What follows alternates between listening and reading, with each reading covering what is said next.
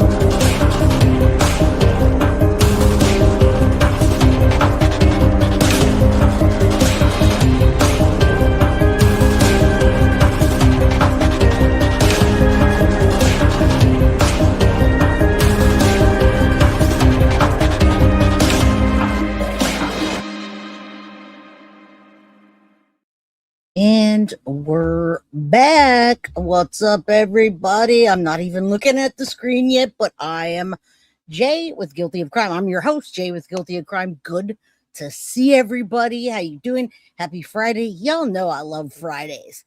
Thank you for coming in and being nice. We might even have a little crowd today, which means we're going to be able to go back and forth. So today, guys, we're talking about how. I don't know if you caught that. How Ohio House of Horrors was discovered. 16 children rescued. Some were hours from death. And let me add to that by saying that the mother of those children, is claiming to be a victim. So, yes, you guys might have seen Grizzly's coverage earlier. So did I. I pretty much watch all coverage from all sides. So I watched Grizzly True Crime and I say, you know what? I'm going to give these people what they didn't get over there. There you go. All right. So I'm not going to be doing all the stuff. She went over the presses and and all the, I'm going to briefly glaze over that stuff just to give you an idea what the case is. But other than that, this is not the coverage that you saw earlier. So if you did watch the episode with Grizzly, good. Now watch this one. It's going to give you much more in depth because you know how we do here. We're here for hours. Also, I want to thank you guys for coming in hot for many things. Cool and Chris, remember, for 6 months. So happy to be here. 6 months in tonight. Your channel is so amazing and mods are amazing. Aw, you're adorable. Thank you. Cool and Chris then gifted a membership. Then Cool and Chris get started with the $5. Thank you so much. And Holly coming in with the choo-choo. Thank you guys. Thank you guys for being here. So I thank you guys. Please thank them if you received a membership. Guys, I'm gifting 5 memberships today. All right. 5 memberships I'm gifting. And before we get into that, I'm going to tell you a little bit about the memberships that have gone up and the cost and why and what we're doing to make up for it. All right. Thought of you with the periodontist. Oh, girl. Oh my God, girl. I'm fine today. Yesterday, my tongue was all cut up. My mouth was sore. You know, when you get work done on the very, very, very, very back of your teeth. Well, yeah, that's that. Anyway, electric chair. It's all good, guys. I have no shame in my game. When I go to the dentist, I use laughing gas. All right. And they numb me up real good. So again, no shame in my game. I guess it's only a crime if you get caught. That's true. Dark scale. Watch every video and live streams. Oh my God, tell me how funny I looked at the very beginning when I first started. Good to see you, my friend. You guys know I've been at the dentist, and then the day before that, I was off for another appointment, and then so now I'm back. Big hugs to you. All right, quickly before we get into this, first of all, trigger warning per usual, okay? Trigger warning, hit the like button on the way in, on the way out. Get yourself a membership or gift yourself a membership. Now, speaking of that, membership prices have gone up, and they're going up on all the channels. YouTube recommended that we change the cost based on where we live and the living cost, essentially, and how many members I have and how many members come on and how many drop. So that being said, thank you, India, so much for the $9.99. That being said, if you guys already have your membership, please keep it. Because if you have your membership and you keep it, then it will still be good for as long as you pay for it. If you cancel your membership because you wanted to buy a gift, it always tells me. So what YouTube said is that when we're gifting stuff, when we're gifting Foxy boxes or books or whatever, people will buy a membership and then cancel it right after just to win. So that doesn't really make for a nice channel to be consistent. So what I'm going to do is I raise the price for those that are new. The new price is $5.99 a month, but I'm going to have super, it's going to be, live on Mondays. We're going to do members only Mondays every other Monday. So the first of the month we'll do a Monday, and then every other Monday is going to be members only. Sometimes it's going to be members only where you can't even watch what I'm saying if you're not a member. Other times it will be you can't chat, but the people that have memberships can chat. You can watch. Okay, it's what it is. I'm in San Jose here, in gas. The last gas that I got was $5.94 a gallon, and sometimes it goes up to $6. So that being said, I don't want rumors floating around as to why or whatever, anybody being upset. It is what it is, guys. We all got to pay for time and pay for these things. So thank you, Flojo. Just get to the $4.99. I appreciate you. Mama Pearl, love you. I hope you're feeling good today. All right, guys. I'm glad you guys are here. Thank you so much. I hope that you guys understand. Oh, yeah, that too. I mean, I just shipped a book and it cost me almost $13. It was $12. Let's say 12 and a half. And then another book with a little bit of things in there cost $16. And that's not even for the actual item. It's just the shipping. All right. So I love you guys. Thank you. And yeah, come on in. Happy early 4th of July. Happy 4th of July, Leslie and Billy. Hope ain't fear. What's up? Sint just became a member.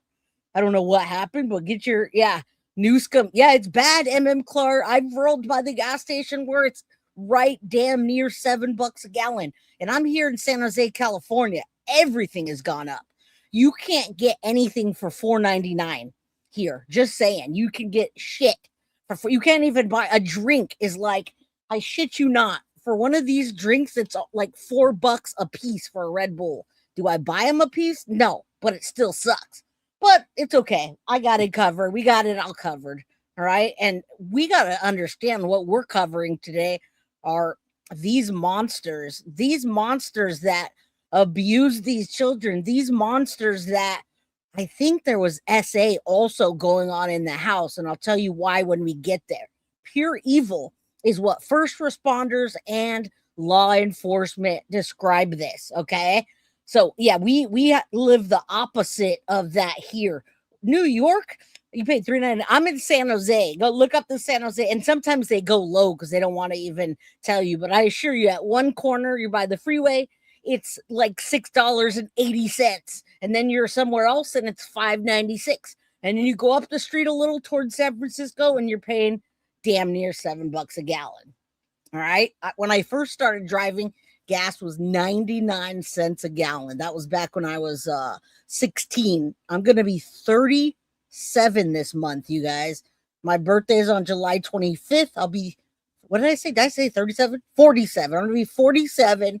All right. So I've been driving for 31 years, and it used to be 99 cents. You can't get shit anymore for that. Just saying. All right. Freeway gas stations are, yep, there you go. That's what I'm saying. You're about to get on a freeway to go to a long trip, and they're like, you need to get gas, sucker. Let me tell you, look at Nisa too. We just got back from Vegas, guys. We literally just got back from Vegas, and every 2 hours when we stopped, it was $200 a pop. So it's 8 hours from San Jose to Las Vegas. Every 2 hours we'd stop and put in $200. Imagine that. All right. You guys are lucky. So if y'all are at that level, save, keep your money. See, Foxy knows in Los Angeles is between 5 and 6. Exactly. And as soon as you start going north by Mab's house, you start getting up by where Mr. Mab lives, then it gets really expensive. All right. But I am so glad, and this is going to be a better part. I'm gonna do better and give more to the members. Okay, so want to make sure that you guys feel that it's worth it. I try to give you what you want. I try to cover the cases you guys need.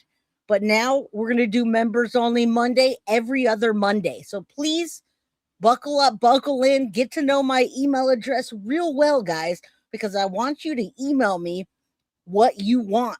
I want you to email me what you want to see on a members only, what you want to do, what case you want me to cover.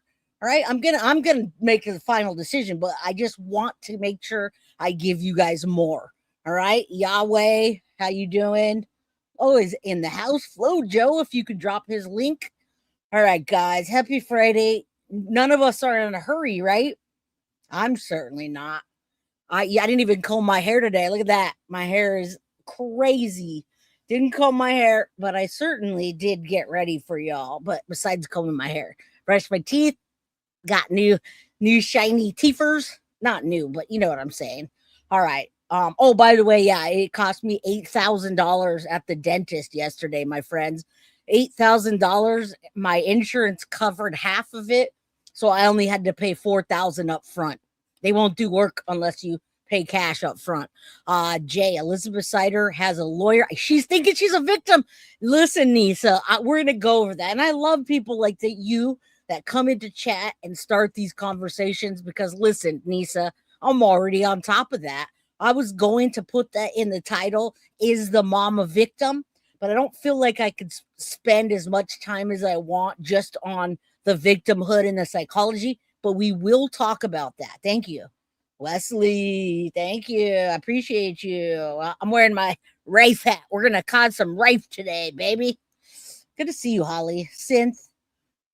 I hope you get. What's that, Holly? What's that face? What is that? All right, guys. Foxy's here. Everybody's here. Love you guys. I don't know what that face was, Holly, but you know the drill. You guys know when you guys ask, I'm always there and I do what you guys want. All right, that's the bottom line. So let's get real acquainted because that's what's gonna happen. Midnight Lace, girl, we haven't even got into it. They said multiple sets of twins. Yes, you got that right. And we don't even know if all the children are mothered by her. Not only that, Midnight Lace, he allegedly met her when she was 13. Then he groomed her and he married her at 15 with the consent of her parents. All right. So, guys, this is just a messed up case. Hey, Jay, I'm here. Been diving in this case. I felt she started out as a victim, but not sure at this point. We're getting into that. You guys know the deal. You absolutely, yeah, they bend us over with no lube. You have no choice but to go to the dentist, bend over, and just take it, right? I couldn't have said that better, Holly. I couldn't have. I also went to Mexico and got my teeth done one time. I'm closer to 50 than I am to 20. So in my mid 20s, I went to Mexico and got my teeth done because I used to have a piercing. You see all these piercings I have in my face? Well, I had to take one out here. And I used to have my tongue pierced, guys. And my tongue piercing was a 00. All right. It was a 00. Do you know how big of a piercing that is in your tongue? And so when you get a piercing, if any of your kids get tongues pierced, if that's cool anymore, don't do it. I broke so many different teeth from my different kinds of piercings I've had in my face. So just saying, thank you, Foxy, for the Guilty of Crime membership. If you receive that membership, please thank her in honor of her brother, Christopher, gone way too soon. And anybody wants to put a shout out or a happy birthday, you guys know, just poke me and say, hey, can you shout out a happy birthday? I'm not asking for memberships every day. I don't expect anybody to do anything. All right. If you can afford your memberships, do it. If you can't, please don't apologize or any of that. We're not like that around here. We're very open and generous. All right. And if I saw you in person, any one of you, I'd buy you a coffee at the same time. So let's get into it, guys. Good to see everyone. I just wanted to go over members only Mondays, every other Monday. All right. So don't get caught without a membership.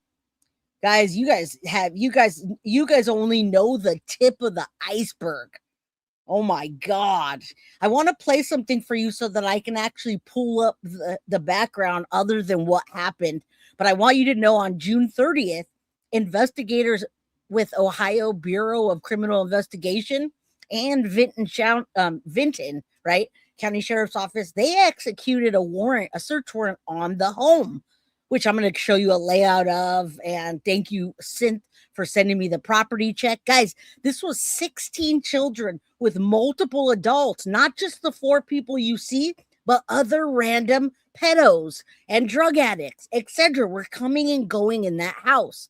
Now, listen, inside they found 16 children, and I'm going to give you the ages and the conditions. 18 months to 18 years old, living with cockroaches and feces and anything and everything that's deplorable and life-threatening that you could think of was in that house. All right, the children, all 16, required medical attention, and a couple of them, 2 were severely abused to the point where they were airlifted, guys, to a trauma center. And if they wouldn't have gotten attention in the next 24 hours, law enforcement said they would be dead.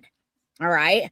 Several other children went to the hospital. Officials haven't detailed specific injuries or medical conditions. It's very new, but we're going to learn about why we think this happened, what happened, where it happened, and all the details for that. So buckle up, buckle in. I want you to realize that I do know now why, even though they haven't given a clear motive, it has been confirmed by police that the Ohio House of Horrors arrest on Gary Sides, you guys see the names up there, Gary Sides Jr. was being a pedo in public indecency. All right. He was put during an arrest. Officers discovered that all of the children and the conditions. So they weren't even supposed to go over there. Okay. They were not supposed to go over there. Gary Siders Jr. was doing pedo things in public. And so they got a search warrant for the house when they realized. And I'm going to show you all that. Okay. I'm not just going to tell you. I just really want you to understand the depravity and the depths of this. All right. The community says they didn't know. That's the problem. The community only has 200 people in that little village, and they did not tell. The community didn't say a word, but you know who did? It was this guy, Gary Sides, that got himself in trouble. Yeah, that's what I thought. We're going to get to all that, guys. We just got started. So let me look at this. 16 kids rescued, ages 18 months to 18 years, both boys and girls. 7 were taken to the hospital and 2 were airlifted. All right, we're going to put up a couple things so you can understand this, and then I'm going to read you some stuff because I got a lot more details. I'm glad I was able to see that Grizzly did an episode so that I could just kind of piggyback and continue it rather than putting the same stuff out there. The latest on the child abuse investigation in Vinton County that is making headlines across the nation. 16 kids were rescued from a house in Hamden on Tuesday. Those kids are recovering, and 4 people have been charged in this case. Our Kirsten Lindquist live in MacArthur. And Kirsten, you are talking with a first responder who was actually there when the kids were saved. Well, yes, Amy, this is a case that EMS and law enforcement tells me is going to stick around with them for quite some time. They say they can't shake the images of those kids from their heads. In fact, a lot of community members that I've gotten to speak to here in Vinton County say they can't imagine something like this happening in such a tight-knit community, especially a place like Hamden that has roughly 200 people in it. Now, 4 members of the Sider family now face 16 counts of child endangerment charges. Those suspects said to be the parents and grandparents of the children in this case, who range in age from... I mean, you would think there was a whole house that got slaughtered in there, right? With this. And then this lady, she wants, the reporter, she wants to say, shut up, I'm trying to film here. They keep revving their engines. 1.5 to 18 years old. Investigators say these 16 children were being kept in a 12 by 12 foot room for nearly 4 years. And the conditions of the home were described as worse than what livestock here live in. I spoke with the acting fire department officer who said he drove 4 of those kids to the hospital. He said they were frightened and quiet during that 20-minute drive. The cockroaches and stuff like that, bugs just in general. And the conditions, bugs get on the children and stuff, and they scratch and they bite and all that stuff. So Their condition wasn't the greatest. I knew it was just quiet. That's what it was. Blank expressions.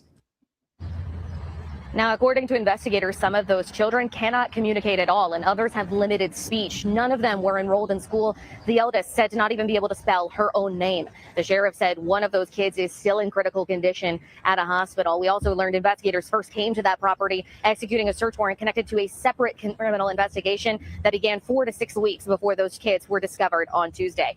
But they still wouldn't call it out. And now I'm going to call out what prompted law enforcement to go over to that home and discover what they did. All right. So welcome in, guys. Good to see everyone starting to roll in. Yeah, the odor. Can you imagine that? People in the grocery store did interviews, and they said that they would go into like the dollar store and just smell like complete shit. Now, they didn't use the word shit, but I'm using that. Grandpa looks like oh my God, yes. And the Saw is family. They look like freaking Texas Chainsaw Massacre characters. Who's with me? They're either like the Whitakers or the Texas Chainsaw Massacres, because pure evil is what law enforcement describes this situation as, guys. Like, I couldn't even believe listening to the interviews and hearing that it's just they felt pure evil when they were around those people. All right? They were all alive. And we're going to question a lot, but don't worry. Yes, the hills have eyes. You found the warrant. If you want to send that over, that'd be awesome. I was looking for it because, Grizzly Cat always gives Grizzly documents. And I saw them, but I couldn't find them. I listened to the interview with Elizabeth's attorney. She has no idea how they've been described on TV. He said she had no idea how they've been described on TV. I know, guys. House of Horrors is a real thing, and it seems to be a real thing in Ohio. What's going on in Ohio, guys? Right? I'm going to have to go with Zombie Family from Cabin in the Woods. There you go. All right, guys. We got a lot to go today. This reminds me of a couple horror movies, right? KCC, member for 10 months. Happy 4th and chat, Jay. Much love, KCC. Good to see you. Do you need a criminal complaint? Yeah, I'll take all that if you send it over. Please. I couldn't find it, and today's my day off of work, so I just couldn't find it. Based on the evidence that is mounted thus far, investigators believe this case involves prolonged abuse and neglect within this interfamilial dynamic. Now, we do know right now there is no court date set as of yet. We also know that 3 of the 4 suspects now have public defenders as their attorneys. On your side in Vinton County, I'm curious. All right, so I know you guys know quite a bit about this case, but we're leaving you off wherever you found the last episode that you're watching, and we're getting into our own stuff. All right, so we're gonna do what we can, and I love Abby Blabby. She's always on top of it. I use X a lot, so I got her on X. Go subscribe to Abby Blabby. I think she's also on all the other platforms too. I'm sure I could find her on YouTube, but I find the most information. All right, check this out. Does she have restraint marks on her arms? Are we seeing restraint marks? Are we seeing marks from her shooting up? We're now hearing that the mom was a victim in this case. Law enforcement is saying no, but you guys decide for yourselves. If you've been following the case out of Ohio, where 16 children were rescued from a home after years of alleged abuse and neglect, have you guys noticed that Elizabeth Sider seems to have a ligature or restraint mark on her left arm? Please. I've been saying this whole time that I feel like Elizabeth was a victim too, and this makes me feel that way even more. This is a photo her mother posted of her in 2020. I'm not sure how old the actual photo is, but you'll notice her face is more filled out. She looks healthier and happier. And this, of course, is her mugshot. You'll notice her eyes are very red. She's got a spot underneath her nose. And if you take a look at her neck there seems to be a pretty good sized bruise. I've been told that Elizabeth met Gary Siders Jr. when she was 13 and he was 16, when they apparently lived at the same trailer park. And according to my sources, he began grooming her pretty much immediately. She was apparently pregnant with somebody else's baby at that time, but that didn't stop Gary. So pay attention to this. It's letting out a lot of information about this woman, their relationship, the fact that someone came in here and said the first baby wasn't theirs. You're absolutely right. We just heard that now. We just aren't hearing all of it in one place. And that's what I'm trying to capture today. One episode with everything that happened. is happening and then moving forward so we can continue reporting on this case. All right. Again, I'm here for it. If you guys have something you want me to share or something breaking comes out and I'm covering this, guys, tell me in chat that you emailed me. Okay. I get emails from you guys while I'm streaming.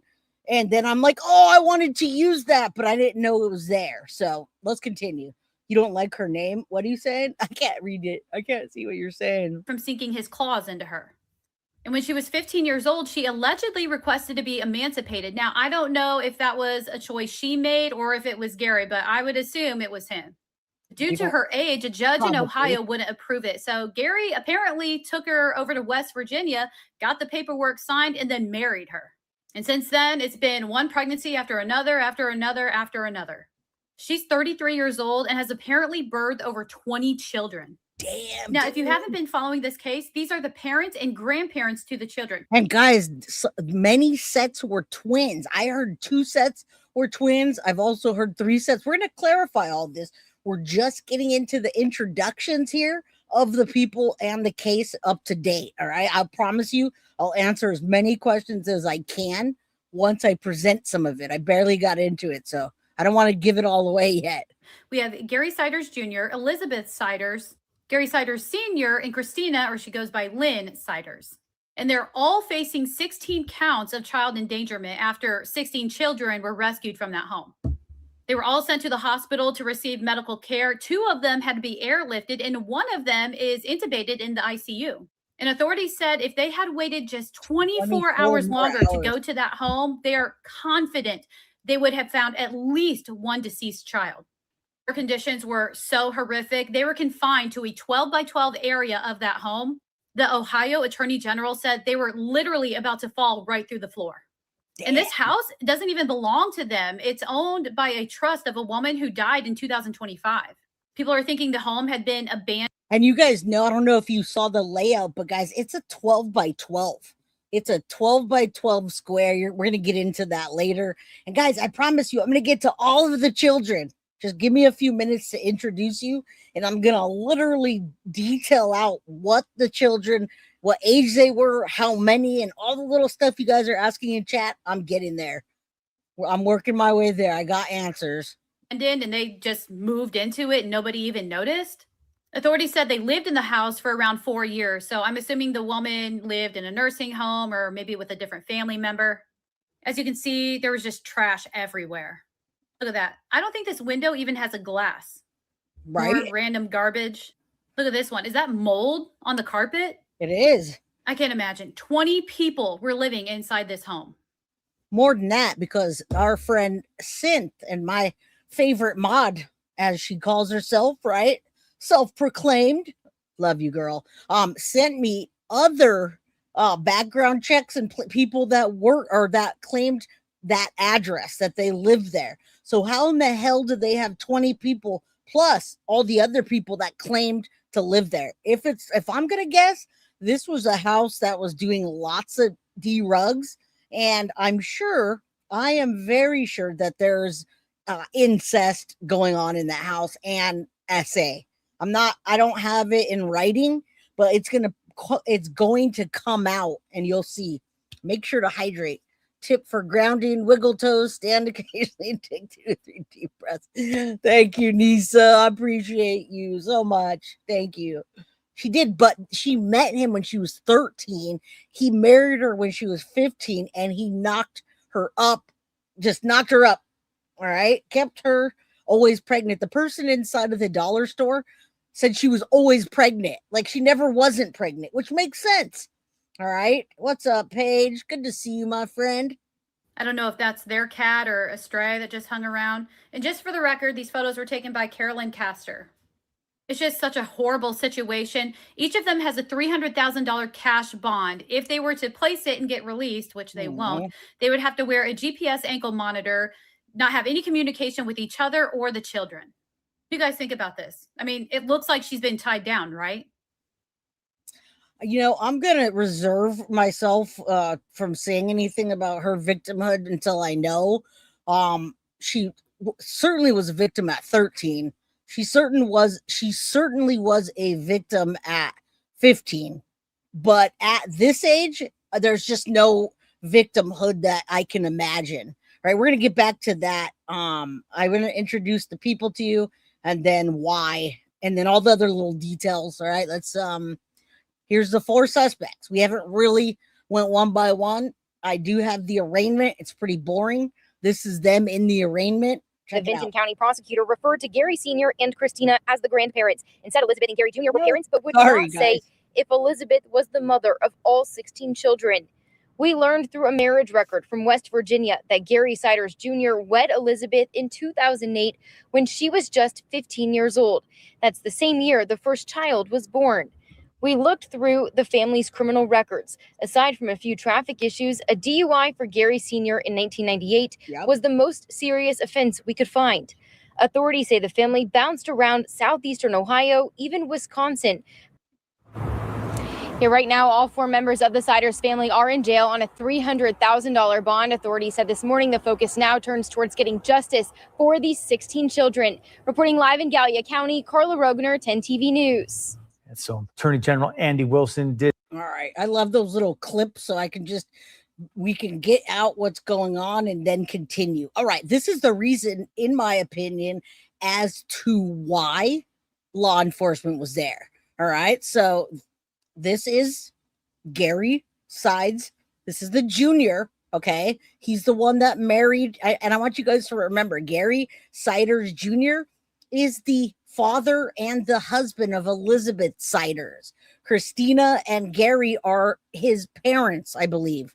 Because I can't imagine otherwise why they all have that damn same last name. But the reason law enforcement even went to that property was because Gary Siders was outside doing pedo things in public. Now, there's 222 people in chat. Guys, say a prayer that those 16 children get what they deserve. They get the medical attention, the attention, a home, and they're not just going to be children that are abused in a foster home somewhere. All right? Because that does happen.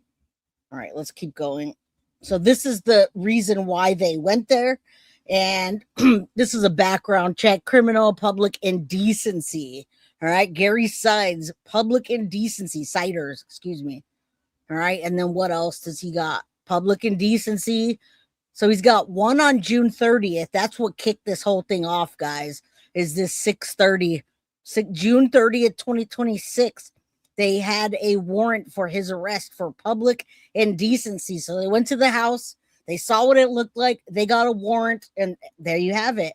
All right. And here's the warrant that they went to. That's what they went to the house with. I'm going to read it to you because it's hard to see. Hold on. Vinton County warrant. Guys, this is the same day. They obviously were like, we got to get in there. Listen, the same day that they got his warrant was the same day that they were putting out or looking for him. So they moved fast. The bailiff of Vinton County Court, Gary Siders, and her before the court answer on to the state of Ohio, charged with public indecency, and another public indecency, and of this right, make a legal service and due return, given under my hand and seal that of said court on June 30th. All right. And there's the complaint. Again, public indecency. This guy, if he was doing that in public, can you imagine what he was doing to the children in the home? All right. So he's got one public indecency. Now he's facing life. The complaint being duly sworn to the state's Gary Siders about May 23rd, unlawfully did recklessly expose his private parts under circumstances in which his conduct was likely to be viewed and affront others who are in Gary Siders' physical proximity and who are not members of his household in violation of their section public indecency. And they say something about M4. I don't know what that means. I guess that's just the count, the charge. M4, public indecency. And then it looks like there's another one here on May 27th. So 23rd and 27th, did recklessly expose the private parts again. So we saw 4 counts of that, guys. And that's enough for me to understand what's going on with this guy. I mean, these people I mean, these people look like zombies, right? Some of them can't speak. The eldest are 18. They're illiterate.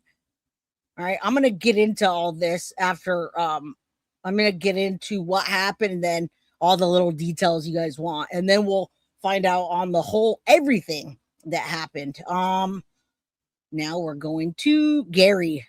All right. This had not come out yet. Guys. Let's go here. I was looking all day for a motive. And I found it. A motive as to why they broke up the house. Now, I want you to realize when people are saying that the community knew, I'm going to show you the opposite of what the community says. All right. Everybody's saying that the community knew, they didn't do anything. But check this out. The community only has 200 people and they're pretty shook by it. So I don't know. Remain on what tipped off investigators to the discovery of 16 children living in deplorable conditions inside a Vinton County home. Tonight, we're pushing for answers. Thanks for joining us tonight at 6 on the air and on the stream. I'm Yolanda Harris. And I'm Jeff Hogan. Authorities made that discovery Tuesday after getting a search warrant for the home. They arrested 4 members of the Siders family. All are charged with 16 counts of endangering children. Law enforcement was working on an unrelated investigation and did not expect to find those kids there. Well, we have live team coverage tonight. We're going to start with 10 TV's Carla Rogner. And she is live in. I mean, I don't even know how they were living in that house. Why law enforcement never stopped by with the way it looks. Why no one ever said anything. Nisa, thank you for the Guilty of Crime membership. If you receive that membership, please thank her or them. I'm not sure who it is, but I thank you so much. I am going to give 5 memberships today, so stay around. All right, let's continue. Thank you. Vinton County right now. Carla, what are you learning tonight? Yeah, well, investigators have been tight-lipped about what led them here in the first place, but we got court records that show there was a warrant filed for the arrest of Gary Siders Jr. on public indecency charges. It's dated the same day that the children were found behind these walls. Nobody knew. Well, we're so close in, I understand. Hey, Mama, but it's heartbreaking. Out for a walk with her dog, Janet Wilberg couldn't help but walk past the Siders family home. Oh, it's just heartbreaking. Them poor kids. It's awful. She and other neighbors still grappling with how 16 children could have been living inside the home in conditions that the Attorney General has called pure evil. But you don't know, you can't do anything. So what put the Siders family on the radar of law enforcement? Records from the Vinton County Court show on June 29th. Okay, this here is why everybody's been talking about it. I know because I've been watching what everybody's putting out today, and nobody had a reason why they went to the house until now.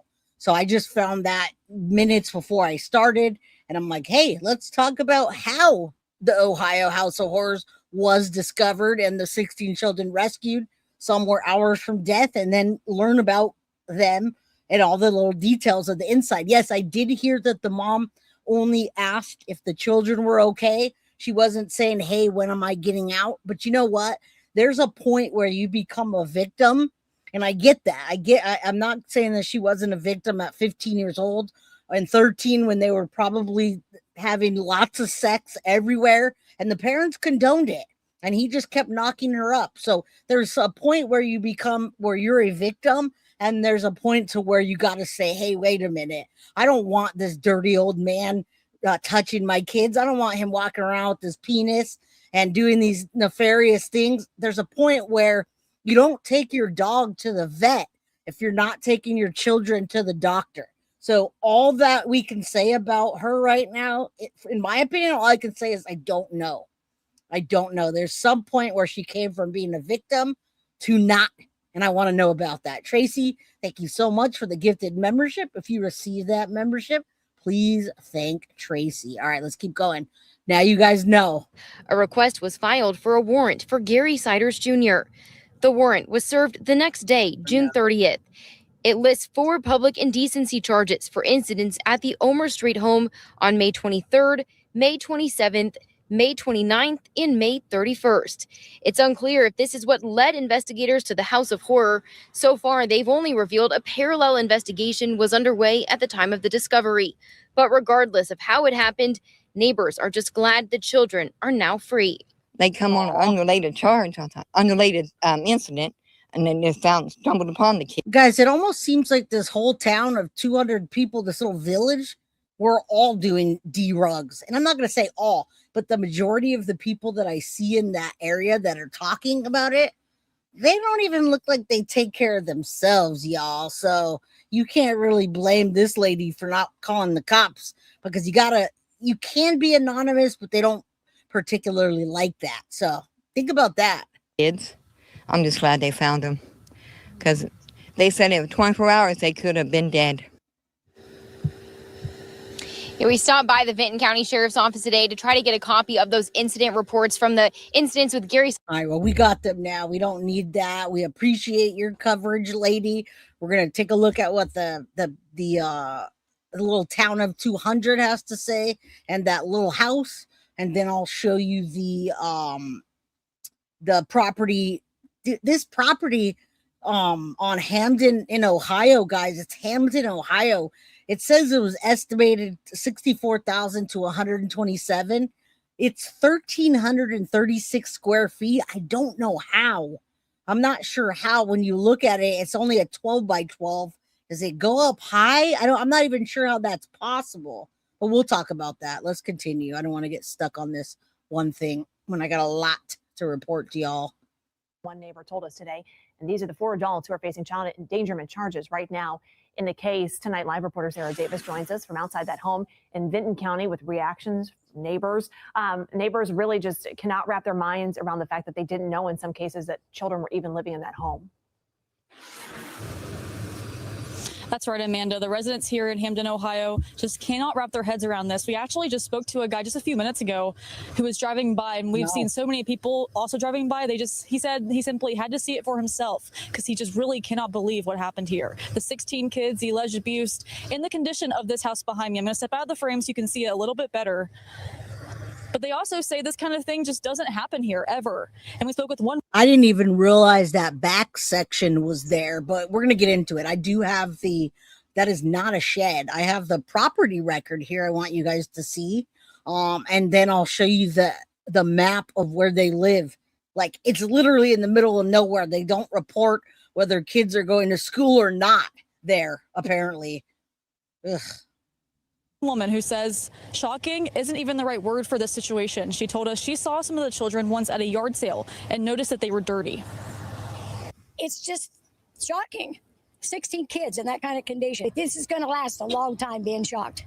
It's not going to go away in a year. It's not going to go away in a couple of years. It's going to be long lasting. That's the truth. Kessler told us that interaction has kept her upset and up at night. She's been losing sleep over this since it happened. She hasn't stopped thinking about. I wonder if they're also losing sleep because they have such good methtivities around. There's a lot of methtivities. Oh, Saucy Skid CBD. Happy Friday. I wanted to give you a big giant shout out. I took 5 of those seeds and I plopped them all down. And 3 of them are already growing. So thank you for the your genetics. Let me see. Do I have a pack here somewhere? Yes, I do. I got a few of them. So you guys go check out Goat Genetics, and you can drop your handle if you want. All right. Cherry cunts. Thank you, by the way. Just wanted to let you know. Good job on what you're doing there. Yes, a 12 by 12 was an estimate. It could have been 12 by, but we're going to take a look at it. Yeah, they showed it as a 12 by 12, but maybe the other portion of it was unlivable. Yes, methtivities. There's a lot of methtivities in that town.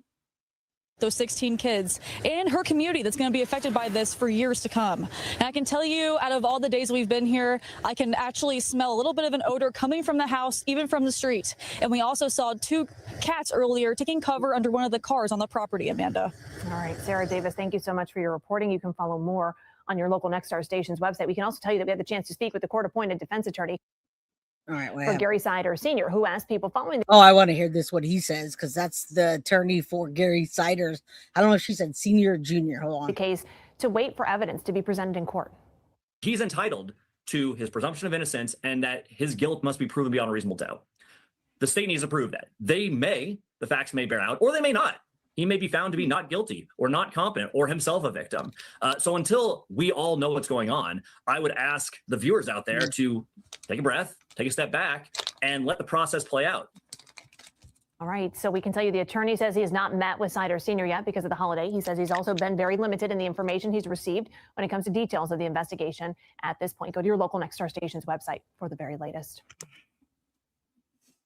All right, let's get this down. We don't need that up. I'm going to show you that little house shack thing that you guys want to see. And it's goat genetics. When we're talking about seeds here, we're talking about the marijuana seeds, goat genetics. They make the best genetics. They crossbreed and all that fun stuff. I didn't have to do anything. Just plop them in under the soil, put a little bit of water, and let Mama Pearl do the rest. Now, I don't even smoke or any of that, but you know, my family, like my people in my family do, and so awesome. If you guys want seeds or anything, go to Goat Genetics.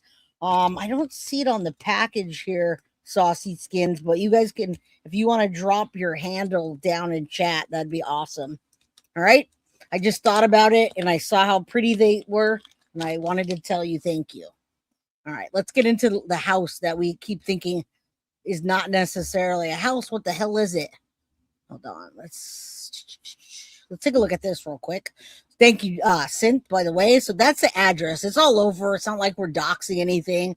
182 Ohmer Street, Hamden, Ohio. Right? July 3rd is today. So we're looking at the Ohmer Street, and that's the value on it. Let me see. Make sure you guys can see everything. Yeah, it's the smallest one, but it's not. It's actually on the map, and it's in the could grow. Yeah, you could do whatever you want with that. Saucy Skid CBD is the best. Much love to you. I guarantee I put 5 down, and 3 of them just sprouted right out. Yeah, send some more. All love. I will definitely shout you out. Again, I don't smoke marijuana at all, but I like the indica gummies for the nighttime. So there you go. All right. Okay, so there you go. Look, built in 1900. It says it's 1,336 square feet, which would be reasonable, but not for 20 people or more. And then there's the satellite map view. Guys, it's in the middle of freaking nowhere. I'm going to show you the actual map in a minute. When you pull out farther, it's like, I mean, look at this. That's 182. Look at the property. It's right there at the very corner. And then there's one here, but then there on the other side, there's like nothing. I don't think people were paying too much attention. All right. Recent owners. We got Elizabeth on here from the 25 to 20. So Elizabeth Siders is what? Elizabeth is the girl. So the woman, right? Elizabeth Siders, the woman's name is on the freaking house, guys. So I say there's a victim. There's a time that you're a victim, and there's a point where you have a chance to not be a victim. So if she wants to claim that, then she better have some proof to back it up, because all I see is a washed up drug addict that's going nowhere with a bunch of children that almost died had law enforcement not come. In my opinion, that's a poor excuse for a mom, period. Just saying. All right. I know it's crazy. All right, let's continue. I'm not trying to be judgmental, but I'm going to be right now because this is absolutely ridiculous. All right, so her name's on the freaking house. I don't want to try to dox any of this, but I want to make sure I don't put too many. Built in 1900. I mean, 1,336 square feet. The basement was 518 square feet, guys. So they had almost 1,900 square feet in the house, including the basement, and you couldn't even walk around. But there was one bathroom, and the bathroom had feces all over it. It says their air conditioning worked. I doubt it. I don't think anything worked in that house. So I know a lot of people are getting upset about the news, and the news is calling this worse conditions than third world. I don't think they're trying to be insensitive. I think what they're trying to tell us is that it doesn't have running water. It doesn't, in other countries, in third world countries, it's like they don't have internet. They don't have electricity. Sometimes they don't have water. They have to go. I think that's what they were referring to, guys. All right. So I don't want anyone, if I pull up an article that says that just before it comes out, that's why they said that. If third world countries, I don't think they were trying to clown on anybody or say anything bad. It's just no working water, no electricity. All right. Yes, exactly. That's all I could do. If I get backlash, then I get backlash. I mean, it is what it is. I didn't do that. I didn't do that to them. And I would never do something like that to anybody. All right, where'd that house go? Okay, right here. All right, so now you see it's just an open lot. It's an open area. Look at all these lots. 95,000. That's going to have to be condemned. So single family, the square footage of the land was 10,825. Plenty of square feet for people not to hear what's going on. All right. I mean, this is crazy. I'm not even going to talk about the prices there. Don't get me started. Ugh. All right. Who owns this? Loan summary. Home, that value is 95,000. I wouldn't take it if you paid me. And then let's see, last time they were sold. This is crazy. So 526. So 2 months ago, right? 2 months ago, that was the total value. It's 95 at its highest. Actually, no, in 2024 it was 100. How the hell is that $125,000? That's a shithole. Anyway, you guys get the idea. I wish I could see inside. Ooh, a whopping 961. 4%. Let me get Ohio. I gotta buy some property in Ohio. Jeez. All right, let's go to this Pure Evil, and then I have get ready, get your drink, whatever you need, because you're gonna want to be here. You're going to want to be here. Once I get to the everything we know about, I'm gonna give 5 memberships. All right. Yeah, Ohio in general. That's crazy. Well, I would never live there. Sad thing is, it's not. That's the thing, Deb. It's not. It's all the time. You know how many House of Horrors that I've covered in the last 2 years? And they're in Ohio. They're in that area. What the hell? What's up under your scars? Happy Friday. Michelle. Thank you. GOCU. What? I missed it. Yeah, definitely trigger warning. Beauty lover. I know. I wouldn't want it for free. I wouldn't take it if you gave it to me. Well, there you go then. That's from Foxy. That's her professional opinion. All right. Take a look. Let me just address this because we're not going to. This is what we're not going to do is we're not going to sit there and watch this press conference. Pure Evil, 16 children found. Now, this was right when it was found on June 30th at 3:45 p.m. That's why I'm not even worried about reading the article. What I wanted to show you was the actual map and the area so you could move it around and see like in proximity. So that is their, hold on. Look at this, guys. Let me make this bigger. Look at where the little red dot is. Okay. The red, where did it go? Look at that. That is the house that they live in. And right across there's the gas and stuff. I know I saw a dollar store. That was their favorite place to shop, I think, is the dollar store. They're in the middle of nothing, guys. Let's be real. There's nothing back here. I'm surprised they didn't find bodies or something of children that died from home birth. I don't know how they birthed that many children on top of it being children that were with special needs and twins. All right. So that's the address. Ohio Attorney General. The search warrant was executed, and yeah, there's the lot right there. Yeah, it looks much bigger than it is. All right, we know the people. All right, let's get into this. I'm trying to get everything up to date. All right, it keeps doing that. Check this out. And then I'm going to tell you the age of each and all the details. All right. Deal. I have no idea if they had a vehicle. I see several vehicles in the driveway in the area, so I'm assuming they did. But we'll get into that level of detail in a bit. There you go. Clementine says Ohio's a beautiful state. It's all your opinion. I'm cool. I like California. I'll skip Ohio, okay? But Forever does like it. Good. I'm glad.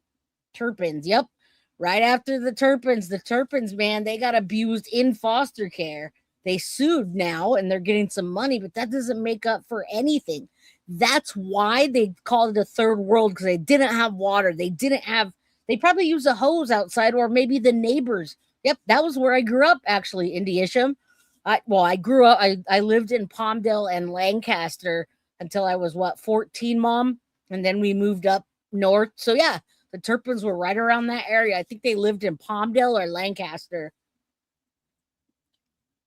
Anyway, let's continue. I got a lot. All right. They bought water. All states have these. I know. And they're breeding with their freaking own family. I assume. All right, listen. This was from July 1st. Let me just give you the basic rundown.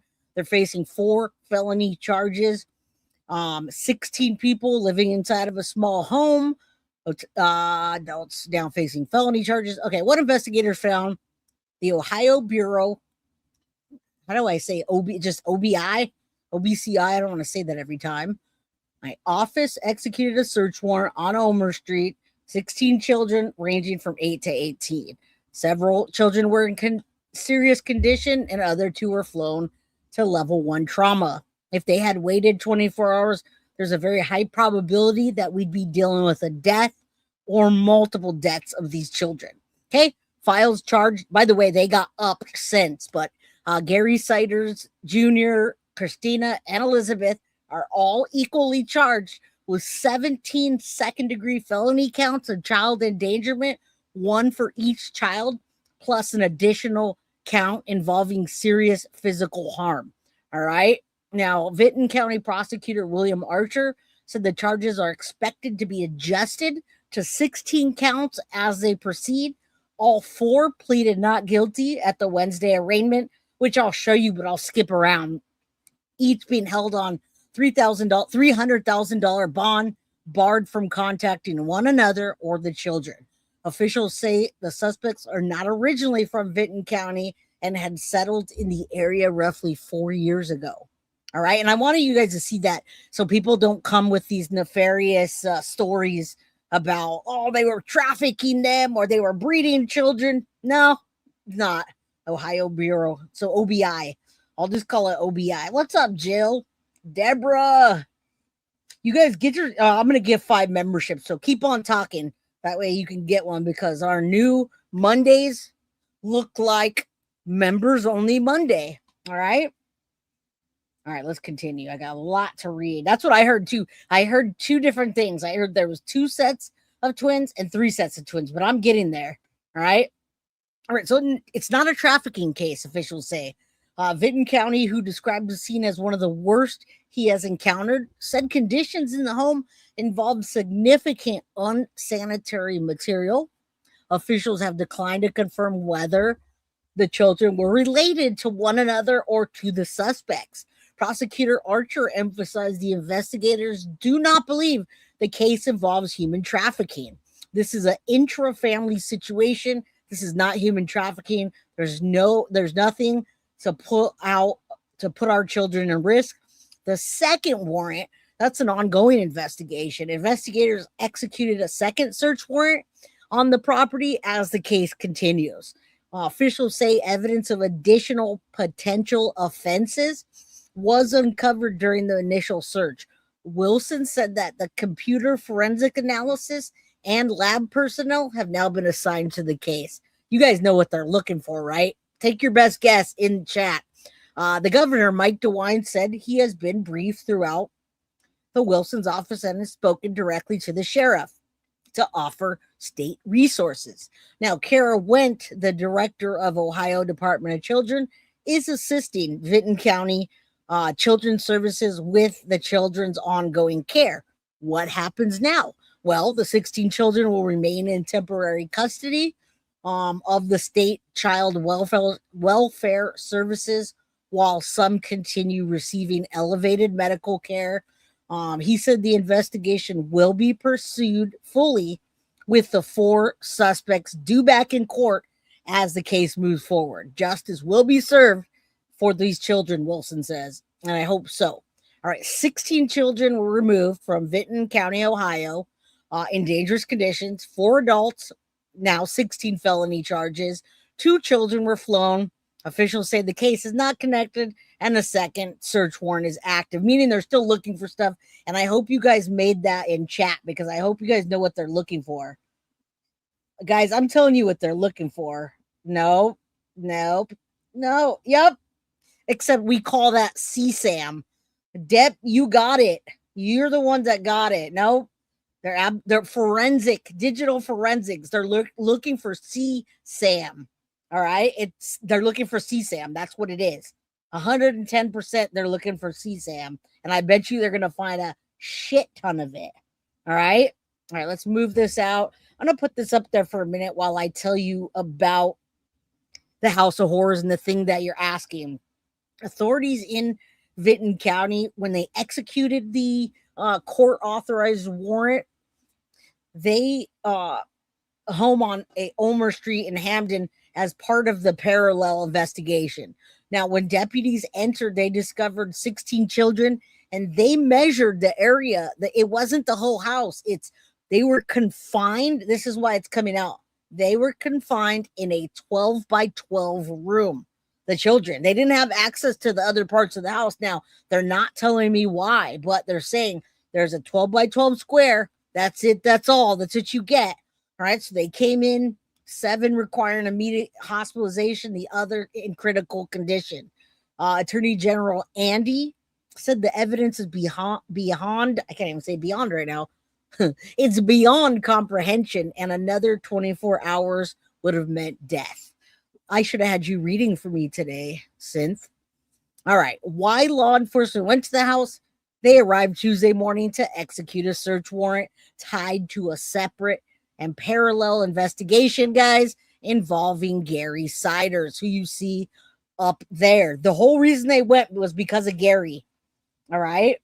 I know. All right. Let me show you this so it sticks. Because if I put, wait, not this one. Hold on. Let me show you real quick some of the questions that we can answer. All right. So look, why law enforcement went to the house? Gary Sides. We now know why. Okay. 4 people arrested, guys. All 4 suspects are members of the same family. Hold on. Let me go here so you guys can see them too. All right. Come on in, guys. Hit that like button. Cool and Chris gifted 5 memberships. I'm going to match you in a bit. If you received a membership, please thank them. Thank you, Chris. Thank you. I appreciate that so much. More than you know. Mondays, baby. We're going to be doing members only Monday. All right, let me continue this so we get it out. 4 people arrested, guys. Gary Sides Sr. is 73 years old. He's 73 years old, and it looks like he's 173 years old. Just saying. Then we got Christina Siders. So grandfather is Gary. Grandmother is Christina. Grandmother's 67 and grandfather's 73. Just add a 1 to that. 167 and 173. I think it's an apocalypse. I think these are the zombies. Just kidding. But they do look like zombies. Anyway, Gary Sides Jr., 36. He's the father of the children. And Elizabeth, see, here's my problem, guys. Gary is why they went there. That's the father, allegedly, of all 16 children. The mother is Elizabeth Siders. She's 33 years old. Here's my problem, guys. She's 33 years old. She got groomed when she was 13. Obviously, she was being raped. She got married at 15 and then had kids and kids and kids. Guys, she's 33 years old. She had how many years to do something? Instead, she decided to be part of the zombie apocalypse. Come on. Telling you, man. Yes, definitely. All right. So that's why it's hard for me to call her a victim. She is their mother. Motherly instincts kick in and you do whatever the F you got to get out of that. All right. Is the mother Elizabeth a victim? Based on all official statements, no authority has described Elizabeth as a victim. She is charged as a primary perpetrator alongside her husband and in-laws. Officials repeatedly described the case as intra-family abuse, no coercion or trafficking. All right. There's no evidence in this press briefing or the court record suggesting she was victimized by the other adults. When did they get married and how old were they? Guys, court records show they married in 2008, March 31st. Gary Siders was 18 and Elizabeth Siders was 15. Their oldest child was born 2 months later on May 30th, 2028. And that's where this began. Now, here's the breakdown of the children, ages, boys versus girls, and twins. So we're going to clear this up. Are you guys with me? Come on, guys. Hit that like button. Drop a comment. Are you with me? Are you guys ready? Are you ready to find out all this stuff now? Are you ready to find out how many children, which were girls, which were boys, and how old they were? Who's ready? All right, you're ready. Libra Cole's ready. Corey's ready. You're ready. All right, let's get ready. Let's get back to it. All right, let's pull this back. I love you guys. Happy Friday. Really. I couldn't do any of this without you. I appreciate you guys. I really do. All right, y'all are ready. Okay, so let me do this so you can see it too. I don't retain things unless I can see them. I'm a visual learner. That's why people ask me, do you have a podcast? Oh, you have a podcast? No, it's not a pod. Do not tell. No, it is not a podcast. There's no podcast here. You got to watch it. Otherwise, I don't know what I'm saying. Seniors also sick. Of course. All right, y'all are ready. Super ready. All right, so let's take a look. Breakdown of the children. Okay, guys, there are actually, that's crazy. What? There are 3 sets of twins, guys. When I first heard about 16 children, I said, there's got to be a bunch of twins in there. Bunch of twins. Guys, 3 freaking sets of twins. That's 6 children and 3 births. All right, ages range from the 16 children, guys. The oldest is 18, and this is why I'm thinking that there's incest going on in the family, because there's an 18-year-old, a 15-year-old, and a 16-year-old, and we're about to learn the sex of them as well. I absolutely think that the grandfather and the stepdad were assaulting their children in a sexual manner. All right, nothing has been determined yet, and nothing has come back. That's what I was saying. I'm surprised there weren't children that were dead, buried in the backyard. How do you have that many children at home with no mess ups? I don't get it. Maybe they will find bodies. Right. So listen, 18 years old, 16 years old, 15 years old, 14 years old, 13, 11, 10, 8, 6, and 5. Now, those are the ones that are not twins. That's their ages. Now, they do have 3 sets of twins. Oh, 4. Right here, they have 4 years old twins. They have 3 sets. 4 twins, 4-year-old twins, 2-year-old twins. How in the F do you get 2-year-old twins and then 1.5 and a half twins? How is that possible? She didn't even have enough time to give birth and then get pregnant again. Something's not right. There are 3 sets of twin, guys. All right, you guys heard it here first because everybody's asking how many sets. Right? You can't question synth. I just say it's synth. All right, so let's continue so you guys can see what's going on. Damn, I was kidding when I said twins. I had no idea. So guys, this confirms it. There are 3 sets of twins. 1.5, so 1.5 years old times 2, 2-year-old times 2, and a 4-year-old times 2. That's 6 kids right there. And then you've got another 10 up here, ranging from 18 to 5. That's insane. All right, here's a gender. They say no source, including press conferences, court filings or sheriff statements have disclosed the number of boys versus girls. Condition of the house, they call it squalid, filthy, deplorable, and disgusting. Children confined mostly to a 12 by 12 room. Living conditions were worse than livestock, meaning horses, pigs, what have you. Guys, some children are unable to speak, and they're described, I'm sorry, I didn't mean it, I'm not laughing.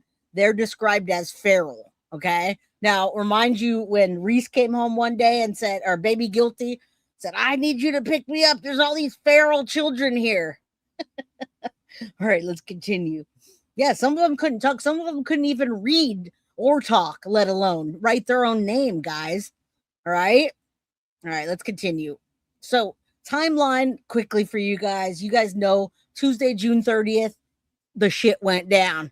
The shit go down. You better be ready. You guys know that song. Anyway, deputies executed a search warrant for a parallel investigation of indecent exposure. 16 children were hospitalized or discovered, 7 hospitalized, 2 airlifted, right? That started this whole thing, June 30th. Then July 1st, which was Wednesday, arraignment for all 4 suspects. Charged, 16 counts, second-degree felony, child endangerment, each bond sent at $300,000 set. Official confirmed no human trafficking. Now, today is July 3rd. Between yesterday and today, there was a press conference held by these people here. Ohio Attorney General Andy, Vinton County Sheriff Ryan Kane, and Vinton County Prosecutor William Archer. All right, officials warn the investigation will be lengthy due to the children's limited availability to communicate. Most recent confirmed press conference occurred today on July 1st, featuring those people. The brief reiterated the children's condition, so that's why I'm not going to watch it. The presser or briefing talked about the children's condition, the charges, and the case of intra-family, okay? They wanted to reiterate for everybody that this is not a freaking sex trap. I did not mean to do that. Hold on. Sorry, guys. All right, let's put that up there for a minute. How's everyone doing? When we get to the next clip, I'm going to give 5 memberships. So do all the things. All right, let me, those people, I mean, look at Grandpa. Tell me he's not 173 years old. I would question that guy's length of life. There's got to be a reason that these people aren't dead. I can't even say it seriously, but this is absolutely ridiculous. If you were going to use the word ludicrous, I would use the word ludicrous for this case. Terrible, guys. Terrible. Come on, internet. Don't do me like that.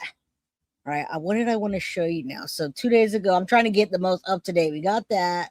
We talked about the damn first responder and the cockroaches, almost feral, new details, deplorable details. I'm trying to figure out which one because I want everything we know 1 day ago and 20 hours ago. All right, let's do this and then I'll go to the new details last. So hard to, there's so many things in this case, guys. It's hard to pick what I'm going to share with you and how long. So welcome in.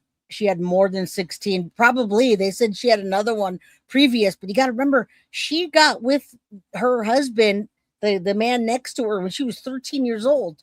Did she start pushing out babies at 13 years old? Because at 33, I don't know how you could have 16 kids. Me too. Ilyanka, me too. 110%. I believe there was CSAM going on and law enforcement knows it. All right. We're going to find out as we continue. Here's everything we know about it, and we're going to sit there and talk, but I'm also going to give memberships as well. Guys, this got me. This was not even a full day ago. Almost feral, shocking Ohio abuse involving 16 children. What we know so far, what's been reported. This is important to me. So let's do this, and then I'm going to be kind of behind here doing some other stuff for y'all. Again, I'm going to say that, but Kel, this is just what I'm saying is speculation. I'm saying that there's a possibility that some of the older kids gave birth to the younger kids, but that's all speculation. Nothing's been confirmed. They all look inbred. I mean, I'm not trying to be a jerk, but I'm just telling y'all, all of them. I mean, seriously, I'm a horror movie fan, and these people could have been in horror movies without any of the makeup. They're evil, they're disgusting, and law enforcement says they could feel pure evil in the presence of those people. Okay, what did Kel say? Oh yeah, I already thought that. I was hinting towards that. Yep, you just rolled in, Bonnie. What's up? How you doing, my friend? None died yet. None have died yet. And yes, there were 3 sets of twins. You must have just rolled in. You guys do me a favor and hit the like button and share it, because I think a lot of people just kind of are stumbling onto this, and I want you guys to know the entire story. Oh, they said multi-generational. Well, then there you go. If they said multi-generational, then you caught that perfect word. That means that the kids were breeding either with each other, or Gary was having sex with his own children and impregnating them. Gary Sr. could have been as well. All right, I thought that the whole time. I'm like, how can a mother of 33 have 16 children? No, my friend, 16. Nope. All headlines say 16. All right, I'm glad you're here, though, Corey, because this is everything we know right now in this case. So buckle up, buckle in. Hold on. All right, let me pull this down. I always do that. All right, there it is. Fill you in. If you guys have questions, drop them in chat. You guys remember 2 days ago, I made you a map, and that map went on to be used by Fugitive TV, and I sent it to Flojo. Guys, this is what I'm here for. I'm here to conversate with you. I only go live so that you can give me input and I can show you things. I do have a case always presented and always ready, but your input helps the case. All right, it helps put this together. Now, incest, the word incest is going to be revealed in the documents. Are they going to reveal the minors? No, they're not going to reveal the minors' names, images, or any of that. We don't even know how many girls and how many boys there are. All right, Bonnie. Listen, Pink Butterfly, you saying that means there was probably feces and blood and cockroaches and maggots and all of that. And that's not me saying that. They said that earlier. All right. Late Colleen, welcome, my friend. I had somebody send me, was that you, Colleen, that sent me something for my birthday? Somebody sent me a Cash App. Anyway, let me press play. I'll look for it. If that was you, thank you. My pastor calls me Mish. Thank you. I don't know what or why, but thank you. Let's continue. Why? I don't want to focus on that. I want to focus on these 4 evil people being prosecuted and never having more children. All right. We don't know what these law enforcement officers saw, but let's just take it as what they're saying as not having running water, no internet, no, that's what they mean. Okay, so let's not get, if we're going to get hooked up on something or tripped up, let's get tripped up on the victims and where the children are, and can we donate to the children, because I know they need it. You 2 bad actors, good to see ya. I didn't even get a shout out. Foxy got a shout out. What's up, you 2 bad actors? Look at that, coming in for you. All right, let's keep going. What do you call that? The ABC 6 News is a local news station that's been pumping out all the latest detail. And so I'm like, here we go. Let's look at everything. None of them look out. That's what I'm saying. They're all on something. Dueling banjos. Foxy, are you guys playing the banjo right now? It's an observation that has to be mentioned. Twilight Zone, right? Again, I think there's something strange in the packaged food because these people don't look healthy.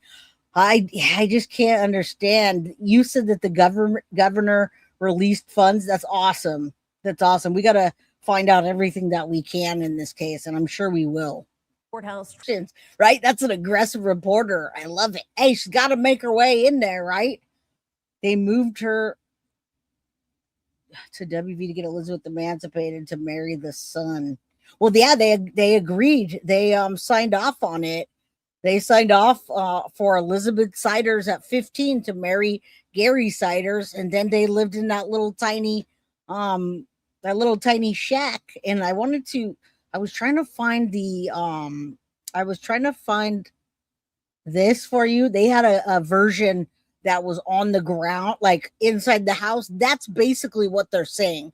Now, that house is a full house. Okay, guys, when I say that house is a full house, what I mean is what I showed you earlier, the square footage, 1,336 square foot, and then 518 square foot in the basement. That's where the children were. Okay, so there is a full house in there. There's one bathroom. Okay, there's a place where you walk into the front door. There's a parent's bedroom. There's a kitchen, and there's a hallway. The 16 children were not allowed to leave that 12 by 12 area. That's what I'm trying to tell you. Yes, and yes. That's why I'm so visual. That's why I never call my show a podcast. It is not a podcast. We are not a podcast. Nothing against podcasts, but I can't do this without visualizing it. This is less critical, but likely no holidays. I know. They all look inbred. What? These people look dead. Gary Siders Sr. looked like he died 100 years ago. Christina Siders looked like she died about 112 years ago. Elizabeth Siders, I mean, she just looks like a straight up, she just turned into a zombie from the apocalypse. And Gary Siders Jr. looks like he was running the show. He was running that show, being indecent, probably CSAM. All right. We know who's in charge here. Gary Siders Jr., in my opinion. All right. Yep. That sure is. Sure is. So I wanted you to kind of keep an eye on that. Right? He's looking at both of you. He's looking this way and this way. Hello, Angel. Live in Ohio, and it sucks all this shit goes on in Ohio. I know. Well, welcome, Angelita. Welcome. All right, let's continue. I just wanted you guys to understand what the hell. And I understand it's good. I just realized that other people watched Grizzly and they probably just saw this. So thank you. We're not going to go into nothing really new because, like I said, I watched Grizzly and I wanted to make sure that I didn't put the same stuff that she just put out. Guilty of Crime. I found your stream of Gray's from last year where he showed the drawing Maddie made of her abuse, and it's still public. I reported it then too. Well, thank you, bad actors. Dale, God bless the children. Oh, yeah, there's really not a lot. I'll summarize it for you, but there are some new developments that have come out that I'd rather talk about. So I'll summarize this for you. Again, it's pretty much the same as the first one and the same as what Grizzly True Crime did today. All right. Thank you so much, Dale. God bless the children. I agree. They're going to need a lot. Okay. I know. And even when they do, people aren't going to take care of them right. A lot of people just do it for a paycheck, guys. All right, let me take this down. I'm going to go into the new stuff and I'll summarize this, see if there's anything new. But I'm certainly not going to make you guys watch the same stuff over and over. All right, this was 20 hours ago. New details. Let's take a look. Years old were living in deplorable conditions. Authorities say 16 children from the same family were rescued from a dilapidated home, living in human waste all around them and confined to just one room over much of the past 4 years. The children's parents and 2 grandparents were charged with felony child endangerment. Gary Siders Jr., Gary Siders Sr. Do you guys see what I see? Do you see that the person that was probably in charge of this is Gary Jr.? Take a look at who is the most healthy, who looks he looks the least sickly. He's probably an alcoholic and what have you, but he looks like he's the one that's in charge. All right. And I hope they all get the same. But if you look at the other ones, he's keeping them all doped up so that he can control the situation. And they're going to find CSAM. In my opinion, they're going to find CSAM on his electronics. And I bet you they're going to find CSAM with him and the children and other children with other children. Christina Siders and Elizabeth Siders pled not guilty in court. Joining us now to discuss is defense attorney Jeremy Rosenthal. Jeremy, thank you so much for coming on live now. Thank you, Alexander. Good to see you. You too. So these adults were accused of second-degree felony child endangerment. Tell us about these charges. What's up with this guy's glasses? Do we need glasses for our eyebrows now so that our eyebrows can see too? The old man reminds me of the old. I know. I'm telling you. Saw is family. His glasses are like this. They're not even like. Yep, Saw is family. Well, Grandpa looks like he eats a lot, but he definitely looks out of it. Where's Waldo? Well, he can tell us because his eyebrows can see as well. Let's continue. And by the way, I looked at the press conference and it was yesterday, but it says the same thing. It says the same thing that I was saying before. Children were confined to a 12 by 12 area for the last 4 years. All right. The sheriff describes feeling joy at the changing the lives of 16 children. He also notes that there was little evidence that children were even living in the house. Even the neighbors were unaware. All right. The guy that also stated the press conference, he says you can still smell the odor from the house, comparing the scene to old commercials of children in Africa covered in bugs. Okay. The children weren't enrolled in school, and authorities are examining the case for lessons to prevent similar situations. The discovery was made during a parallel investigation, which we talked about. Some children were hospitalized. Some are in critical condition. Nobody's died. The children's limited communications are posing a challenge, which all this is what they said. The house was deemed unsafe due to structural issues. The floors were about to collapse. There's no indication that the children were involved in public life or education. And the 4 defendants are identified as the mother, grandmother, father, and mother. More charges are possible. Again, CSAM, guys. The accused are being treated as any other inmate at the regional jail. Innocent until proven guilty. And then Dollar General employee references she served the family the night before their arrest, noting regular purchases of water. Okay, so that's how they were getting water, and then they were also buying vegetable oil and sugar. One child was always kept close to the mother, never allowed to speak. All children were ghostly white and very thin. The dollar store lady also recalls the potent, unforgettable odor of the entire family every time they entered the store. She expresses sorrow for the children and hopes they'll get a better life. Again, children are currently in hospitals across Ohio, and the investigation is ongoing. Okay, that was the presser. Now let's continue. New details. Okay, child endangerment is what you would call an inchoate crime. And for first-year law students, what you learn about is that crimes happen really one of two ways. Most crimes are intentional crimes, things that we do on purpose. If somebody robs a bank, somebody robs a gas station, somebody assaults another person, those are going to be intentional crimes, and they're going to require what's called a mental state. An inchoate crime is a crime of omission. You failed to do something, and because you failed to do something, there was a negative result. Parents owe a duty to children. It's fairly simple. And when a parent fails in their duty and exposes children to danger or extreme danger and causes injury and causes this type of neglect, then it can be sort of criminalized. Guys, I hate to say this about a town because I don't know anything about Ohio, but in that community of 200 people and looking at the taxes they pay, it doesn't seem like they have enough money to govern anything, let alone to police it, let alone to get the postal service to report something illegal.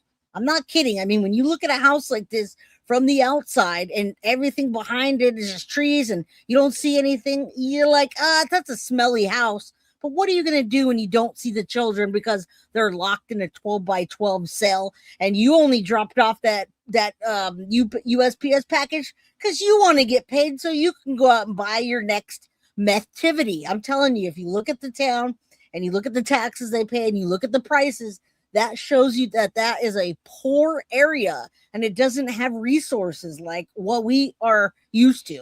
All right. These are horrible. There are horrible people everywhere, but those children need, yep, I agree. Foster parents would say things like, hopefully.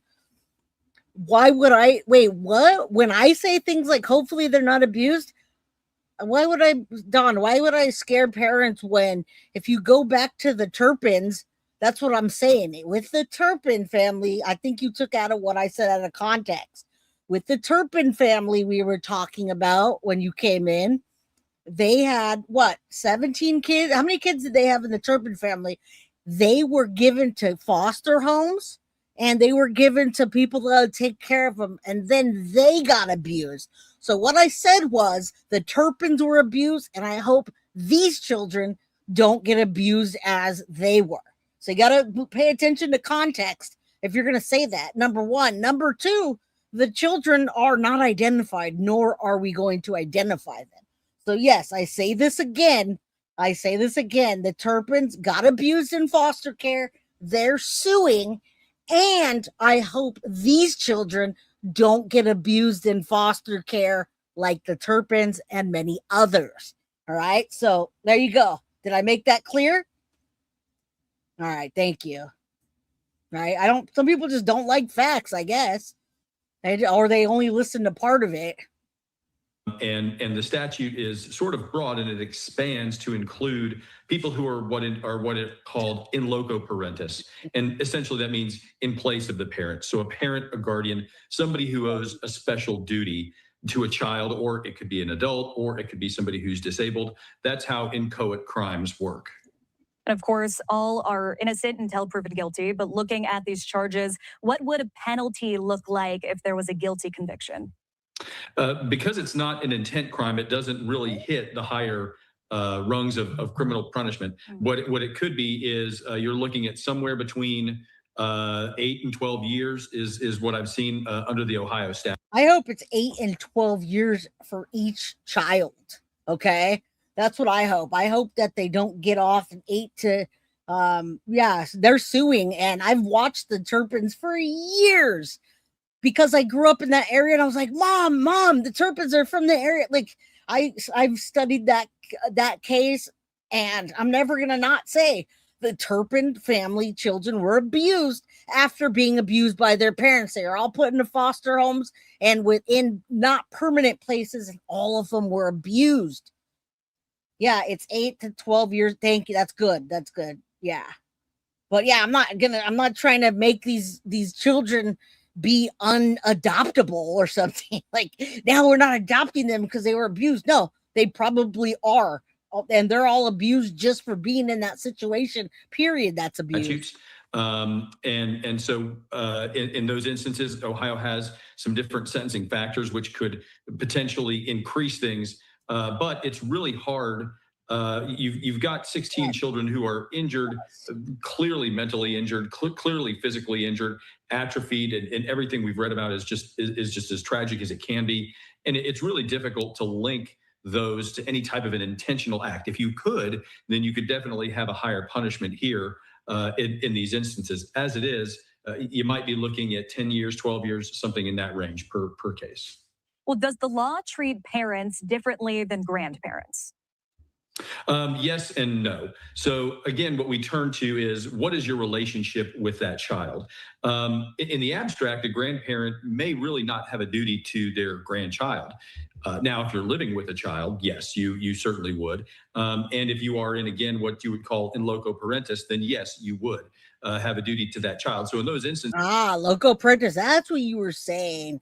Also, guys, let me tell you, yeah, I mean, it's a thing. Like, I'm glad that they didn't identify these children or their sex, because we don't want them to have a target on their back, and rightfully so. All right. They're all under the same roof. But listen, I just looked up Emily Pike. What happened to Emily Pike, guys? Is she any different than the Turpins? Is she any different than these children that are being abused? No. It's what happens. And if you watch true crime all the time, you see this happening multiple times a week. And those are just the cases that made it to TV and national news. It doesn't matter that you're a parent, grandparent, aunt, uncle, or anybody like that. If you're the guardian and you're the main caregiver for a child or within a group of caregivers, then you are certainly within that group. Then you're certainly going to be culpable. And then punishment-wise, the law is not really going to make a distinction whether or not you are the biological parent or whether you were a grandparent. I don't know that anybody's going to be able to avoid liability here because they might be a generation removed. Based on the conditions that everybody's heard about and that we've seen, liability is pretty clear here. I see. And officials said it seemed as no one outside of the family knew about these children. How will interviews with neighbors and the public come into play as investigators continue this discovery process? I think what we're seeing here is that there's a blind spot in the system. The system is designed to sort of have tripwires, if you will. Children come to school malnourished. They come to school bruised. Children outcry abuse to people who they trust, who may be outside the home. People go to the hospital. They have to go to the grocery store. And so we all sort of live in these webs of society, and there's these tripwires that. And guys, that's just the bottom line of what happens in these abuse cases. All right, that you get 3 sets of twins with these monsters having kids back to back for years, and that's abuse in itself for being locked in a 12 by 12 area. So I really do pray that those children get the proper care they need and they're placed in proper homes that can take care of their needs. Yes, 3 sets of twins. I broke down earlier the ages and how many twins and what age everybody was. But yeah, that unfortunately, Emily Pike ended up dismembered. Emily Pike was in a home and she kept running away. That's what happens. That's the nature of these cases, right? But if they don't get adopted, I'll make sure to take accountability for that. Okay, guys? Let's go a little forward. To our last question here. We know that authorities found the children while carrying out a search warrant in a separate, unrelated investigation. Will all of the evidence that they discovered on Wednesday, will it all be admissible in court? Provided the original search warrant was valid, then yes. Anything and everything that they find is and are going to be admissible in court. A good search warrant allows for expansion of investigation into different areas. And so that's very common to see that a search warrant allows police to get into a house and that they can search anywhere where the contraband that they may be looking for could possibly be. So that's going to include rooms, other spaces. But once the police are in an area lawfully, anything and everything that they discover through their lawful search is fair game. So that would be now where you could run into a problem, and I don't see it. All right, I thought they were going to put new details out on this, but I think they are putting some. All right, enough of this guy. Let's see what these people are getting ready for the next stage, which at this point would be a preliminary hearing if they request that, or if they don't waive it, and that'll be with their counsel. Right now, the abuse, neglect, dependency complaints that have been filed are being heard by the Vinton County Juvenile and Probate Court. The initial hearing occurring now, we are asking for temporary custody to Job and Family Services. The children are safe. They have been placed. We have some other issues we're still dealing with for their safety, but they are currently in a good situation and are being protected. The last thing I want to mention very quickly, particularly for our local community folks, is this is an intra-family situation. This is not human trafficking. There is nothing. Said this about 15 times so far today. I've heard that. They want to make sure that we understand and their community understands that their children aren't in danger from that family. I believe that's what he's trying to get across, because they've been saying that all freaking day. All right, let's see what she has to say. We know it was only in the house, but that's a lot. Only is a lot. That means there were 16 children, 4 adults. That's 20 people. But Cynth sent me, she sent me a PDF document of other people that also use that address. So did they live there? Were they passerbyers? Were they drug users? Were they what?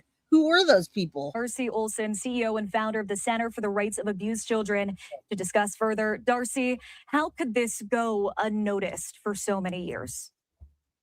That's the question that everyone is asking. And I have to think that over the next few weeks, as more and more people come forward, what we're going to learn is that people did see, they did observe the children in different situations and just didn't make that phone call. So there was an employee at a local store who said, the children, I'd see a child almost every night coming in, and they were super, super skinny, and their hair was always over their face, and the parents didn't let them talk to anyone. When you see something like that, that just is so extraordinarily, it gives you that feeling like this is not normal, and this child is too thin. That's when you make that phone call. And I think what happened is that when these children were observed, those phone calls weren't made. And so it's just critically important. If you think you're seeing something, say something, and then do something, right? Because we know good old Thomas Karras said something. He saw something, he said something, and they didn't do shit. All right. And then he did it again. He made sure that he told law enforcement that he saw Stephen Stearns on the side of the road of where the law enforcement was looking for Maddie, a body at the time. Pino, what's up, man? Good to see you. He says, keep up the great work. Thank you for the $1.99 super chat. You guys, if you're not already subbed up to Pino, go sign up. I love his content. I'm sitting there listening to it, and they're just telling these, they cover the best. They cover the things that a different perspective, much different than I do. So shout out to Pino. Go sub up. If you guys can drop the link, shout out to you, man. Thank you. I appreciate that. Mrs. Redhead, great show, Jay. You give such great commentary on cases. Prayers up for these poor kids. Well, thank you. Thank you. I appreciate that all around. I'd like to show you guys what I'm talking about. Yep, we all love Pino. There you go. Thank you. Go sub up, man. He does live streams with himself and other people, and all of them are great. All right. The police do the investigation. Really devastating. Darcy, what does justice for these children look like? Well, we're all looking for some glimmer of hope in this situation. And I think the fact that these 16 children are still alive is something that everyone is holding on to, and that the 4 perpetrators or alleged perpetrators are behind bars. I think like most people out there, I don't know that there can ever be justice in a situation like this. But I mean, the law will carry out the law, and they'll be prosecuted. But will the children ever recover? And I mean, that's the bigger question. Will they have justice? Will they have normal lives? What's next for them? And I think we have to really resist that fairy tale rescue idea, because we know that when children are neglected for this many years, that sometimes they may never be verbal. Sometimes they're never able to care for themselves. And so we can hope for the best, fight for the best, pray for the best. But also, right, these are discussions that we can have, but not with these people. So I'm going to show you a few of the arraignment things, and then we're going to get into some more discussions. Not sure what I sub to, but I trust Jay. Well, thank you, I am Two Bear. Thank you. Yeah, Pino's awesome. You're going to crack up. They do real stuff. Pino's comes from a perspective of being incarcerated to being out and talking about these things that he knows very well. So thank you for trusting the people that I shout out to you. All right, let's I want to show you the arraignment real quick, just a few frames of it, and then we can have a discussion. I'm gonna pull this down because there's not much that I don't want to have that discussion. Just mind you, all right, they were locked in a 12 by 12 room, and the rest of the house was either unlivable or just simply not allowed. Okay. Thanks, Mom. Mom subbed up to Pino too. Thank you. All right. Let's get back to not that lady. Let's take a look. Where's it? Oh yeah, let me show you their arraignment. I mean, these people really look like they have an IQ of like maybe 12. I don't know what the deal is with them, but they're gonna probably have to be tested. There's the 4 arraigned, and I'm not gonna put the whole thing. I just want you to see these people look like they just don't know what's even going on. I mean, this guy's looking this way and this way, And this lady, is that even a lady? It looks like she has a goatee over there. Who is that? Look at those people. I mean, seriously, nobody said anything? Did I find the search warrant? I did. I showed you guys the search warrant earlier at the very beginning, Nisa. So I do have the search warrant. And yes, I found it. And I read it to you at the beginning. There's still more documentation. But guys, this is just episode 1. I'm going to get to it. I'm going to get to more episodes. All right. All right. Look at these people. I mean, be real with yourselves. And look at these people. Nobody said anything. Nobody noticed anything. Been booked, of course, into jail. Now the arraignments are about to take place here again. So let's go back into the courtroom here. This is for the arraignment of Christina and Elizabeth Siders. Yeah.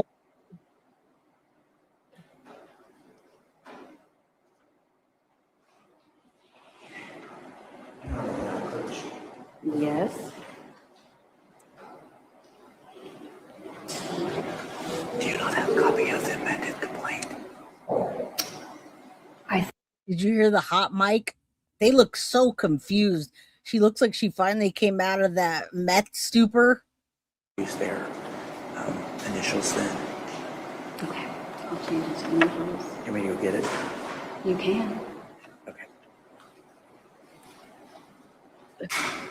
Doesn't she look confused AF?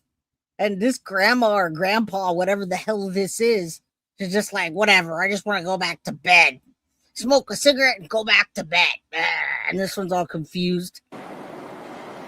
City, as you can see here from their mugshots, authorities say they were all arrested after a shocking scene played out in a quiet neighborhood.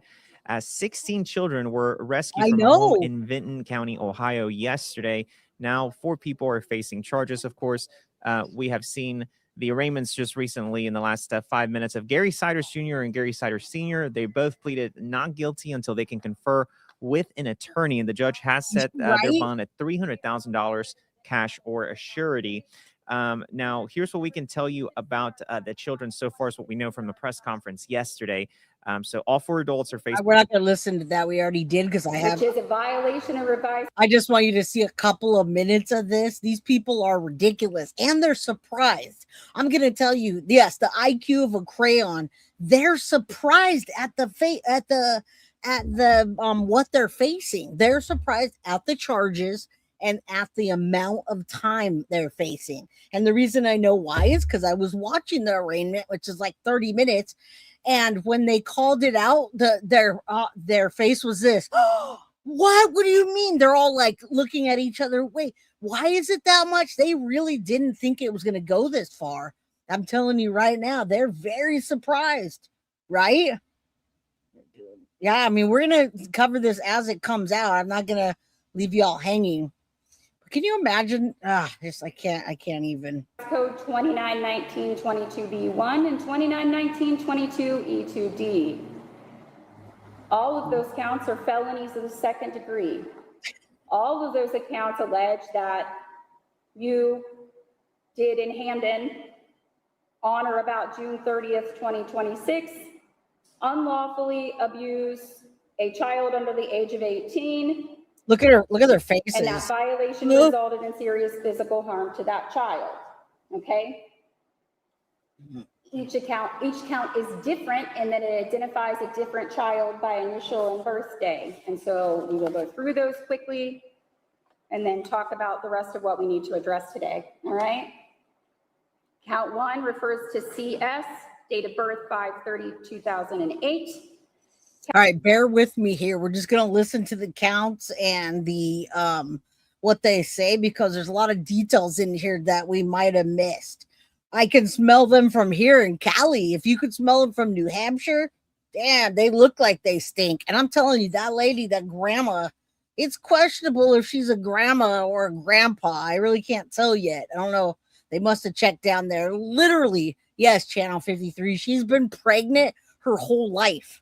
Let me know if you guys need me to put back up on the screen all 16 children, the ages of them, and the breakdown. I will go. It seems like a lot of people might have came in after, Yeah, the grandma's 67 going on 167.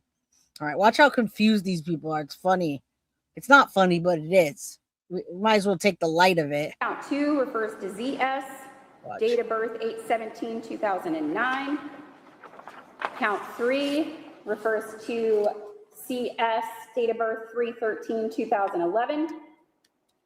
Count 4 refers to KS, date of birth 3/28/2012.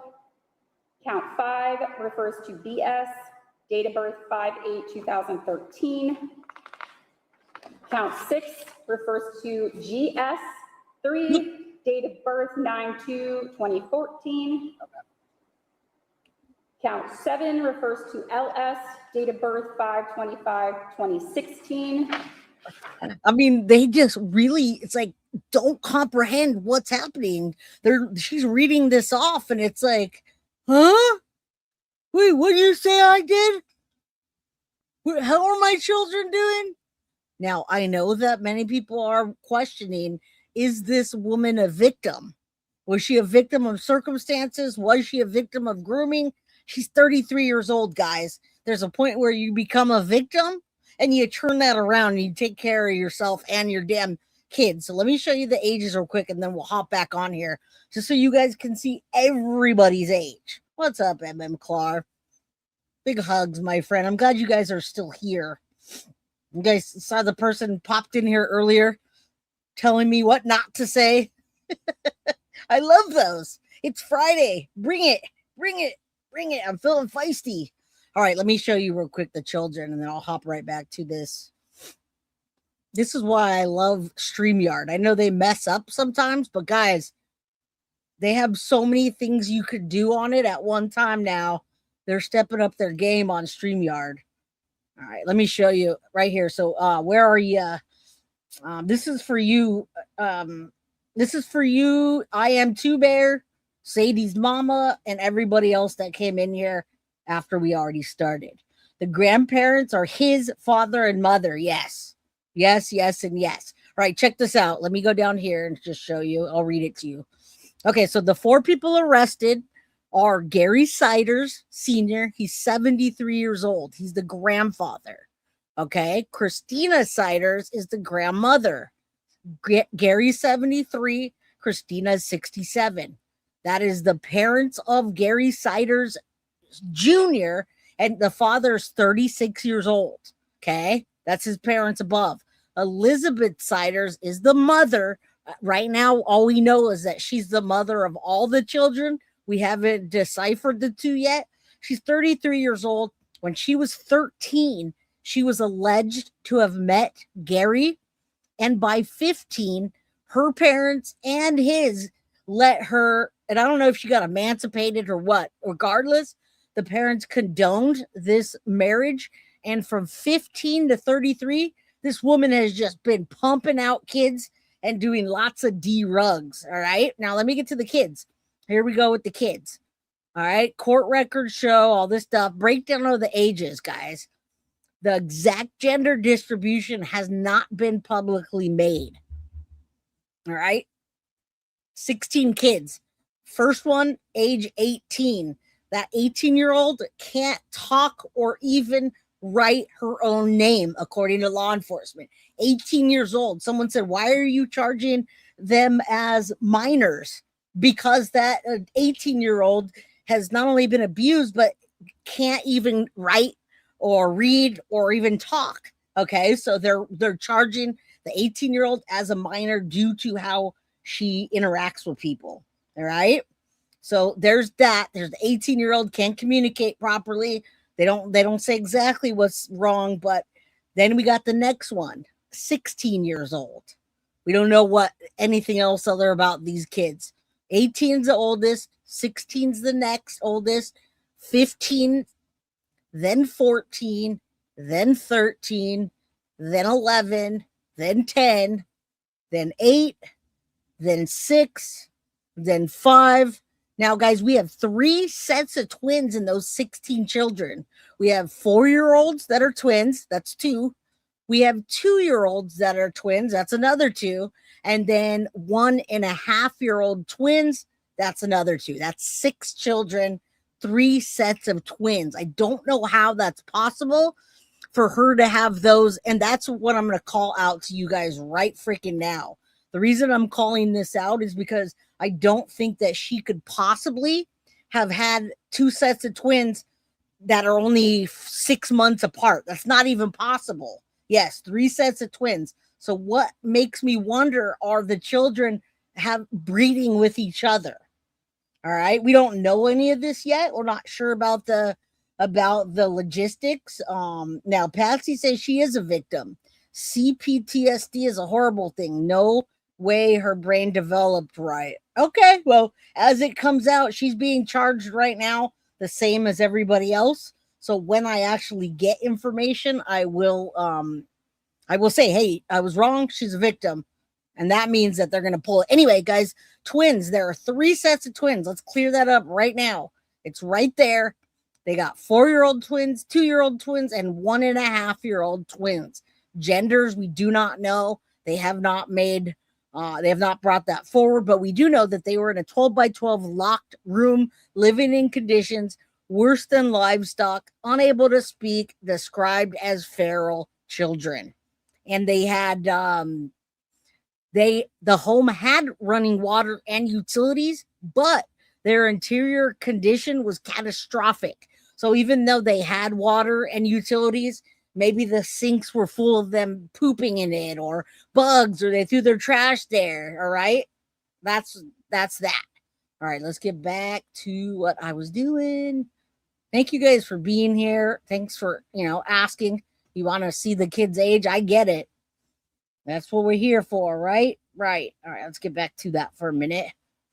She looks so confused, and she probably is. She probably is very uneducated as well. Count 8, VS, date of birth 10/26/17. Count 9, JS, date of birth 10/27/2019. Count 10, ES, date of birth 9/29/2020. Count 11, NS, date of birth 2/10/22. Count 12, SS, date of birth 2/10/22. Count 13, IS, date of birth 1/21/25. Count 14, IS, date of birth 1/21/25. I assume that those are 2 separate children that are perhaps twins. That's crazy. Yes, I agree. If she is a victim, listen, tell somebody, talk to your lawyer, and tell them that you've been groomed since 13, and then everything else, tell them so that you could be a victim if you are. I mean, she looks shocked at these charges, like she didn't do anything wrong. But what she didn't do is take care of her children. She knew it wasn't okay to keep them locked in a room like that. She knew the conditions were terrible. You guys saw her during her arrest. She looked like she was coming down hardcore from whatever drugs they were using. So if she's a victim, I hope she speaks up. Count 15, BS, I date saw of birth that. 1/4/24. Count 16, WS 1/4/24. Felonies of the 2nd degree are punishable by a minimum sentence of 2 to 8 years in prison, a maximum sentence of 12 years, and a $15,000 maximum possible fine. They also carry the possibility of 18 months to 3 years of post-release control. Damn, look at her. Huh? She knows. Do you understand the charges against you? I need you to answer out loud because we're keeping a record. All right. Doesn't mean you agree with them. I just need to know that you understand what they are. And it's not that I don't have, I have empathy for people, period. Okay. But I'm not going to start putting rumors out there that she's a victim until I know she's a victim. Because right now, I see a mother that didn't take care of her children and just kept pumping them out. At any freaking time that she gave birth, she could have just walked out and went to a hospital, or walked out and called 911 and said, man, they've kept me for years birthing these children. I need help. I understand the PTSD and I understand what people are saying. I really do. I really understand what y'all are saying, but I feel like I am too bare. So far, 20 years she's having kids and she couldn't escape. She couldn't have said anything. I know. And that's another thing. She does understand these charges. All right. She absolutely does. What did Dark Scale say? All right, let's continue because we've got to get out of here at some point. You have the following rights. You have the right to retain counsel even if you intend to plead guilty. You have the right to a reasonable continuance in these proceedings to secure counsel. You have the right to have counsel assigned without cost to you if you are unable to afford counsel. You have the right to bail if the offense is bailable, and we will discuss bail momentarily. You are not required to make a statement at any point in these proceedings, but anything you say can and may be used against you. Now, listen, guys, this lady has something on her arm. I don't know if that's from the hospital, but this is not where you put restraints, and there's only one. So if somebody's trying to tell me that she was locked up, you know what more than likely that is? More than likely, that's where she ties off her arm when she shoots up. Okay? I don't know if you do it up or you do it down, but I don't see scars on both wrists. I don't see anything but a doped up mom that's finally getting a reality check. Okay? Thank you for bringing that up about the arm, but I'm just not seeing it. I don't know. I know people are speculating, but I only see one, and it's right there. You have the right to a speedy public jury trial. Do you understand those rights? All right. The jail has applications for court-appointed counsel. If you wish to fill them out, they will send them back to the court. You have 4 pleas available to you. A guilty plea is a complete admission of your guilt. A not guilty plea is a complete denial of your guilt. A no contest plea is not an admission of guilt, but it is an admission to the facts that underlie the indictment. If you plead no contest, the state would give me a statement of facts, and it would be up to the court to determine whether or not you were guilty based on those facts. If the facts were not sufficient, I would find you not guilty. It's all the way up here. A plea of no contest cannot be used against you in any subsequent civil or criminal proceeding, but you would have a criminal record if you were convicted under a no contest plea. A plea of not guilty by reason of insanity must be made in writing. Do you understand these pleas? And how do you plead? Stop. First of all, I want to remind you of your right to remain silent. This is not the time for you to argue your case.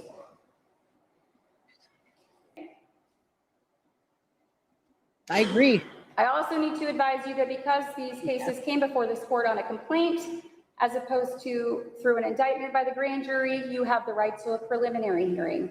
And that's a matter you can discuss with counsel once they're appointed as well. All right? All right. So I will enter not guilty pleas for both of you at this time until you have the opportunity to discuss this case with counsel. Good question. State's position as to bond. Thank you, Your Honor. May it please the court, it is the state's recommendation that a $300,000 cash or surety bond be imposed on each defendant based on the seriousness of the offenses under the court standard terms and conditions, including special conditions that they have no contact with. All right, I already read that to you earlier. Huh? I'm sure they pled not guilty. Let me hear it for a second, but other than that, we'll move on.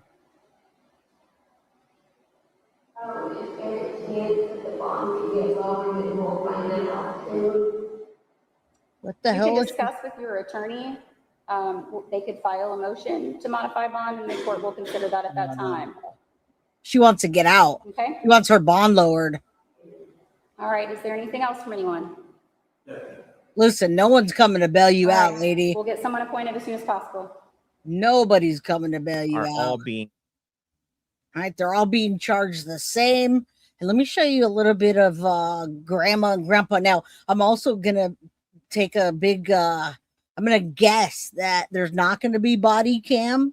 And the only reason I'm guessing that there's not body cam is because of the children. If there were that many children in the house, when law enforcement came to arrest those people, then they're not going to show the body cam. It's all going to be blurred out because there were so many children. Not only that, guys, they won't show stuff like that on the news. They won't show feces and maggots and cockroaches. They just simply don't do that.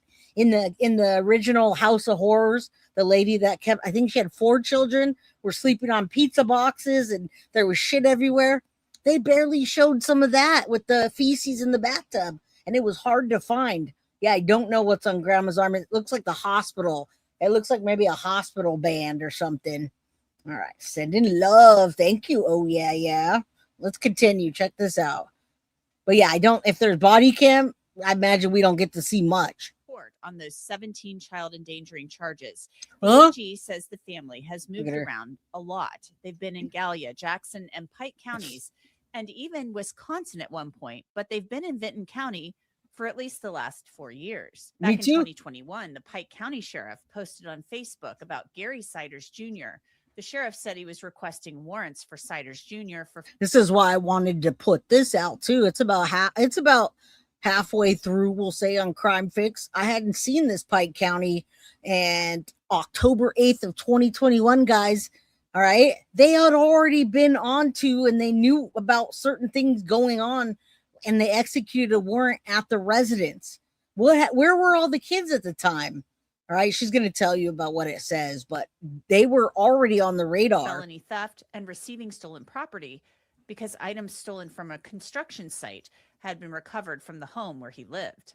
But the children haven't been to school. Law enforcement says there are no medical or school records for them. And they're still looking into all of that.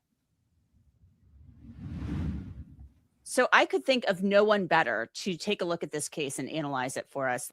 Just show us. Shocked by it. Every time I think I can't be shocked, I'm shocked because Yeah. I can't imagine 16 children ranging in age from 1.5 to 18 living in a house and nobody knows. Yeah, you're right. I have prosecuted cases, not in that. Right. And guys, whoever asked about body cam, yeah, I checked it out. It says that there is body cam footage, probably, but the Vinton County Sheriff and Ohio Bureau of Investigation, or BCI, have not shown or released any clips because all 16 victims are minors, including infants. So child protection laws make releasing the footage nearly impossible. All right. The case involves several medical traumas, which would make the footage legally restricted. Prosecutors said the ongoing investigation is extremely sensitive, and releasing video would compromise interviews or future charges. Now, the home's interior, guys, was described as beyond comprehension, feral, and worse than livestock. That alone is why they're not showing the victims. They want to protect them.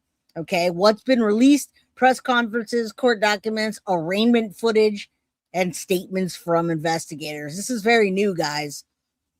That county, but in counties surrounding that. This is Southern Ohio. This is Appalachia. That doesn't excuse anything. It's just explanatory. I mean, people can, but families with not that like many that. children in Appalachia is already pretty unusual.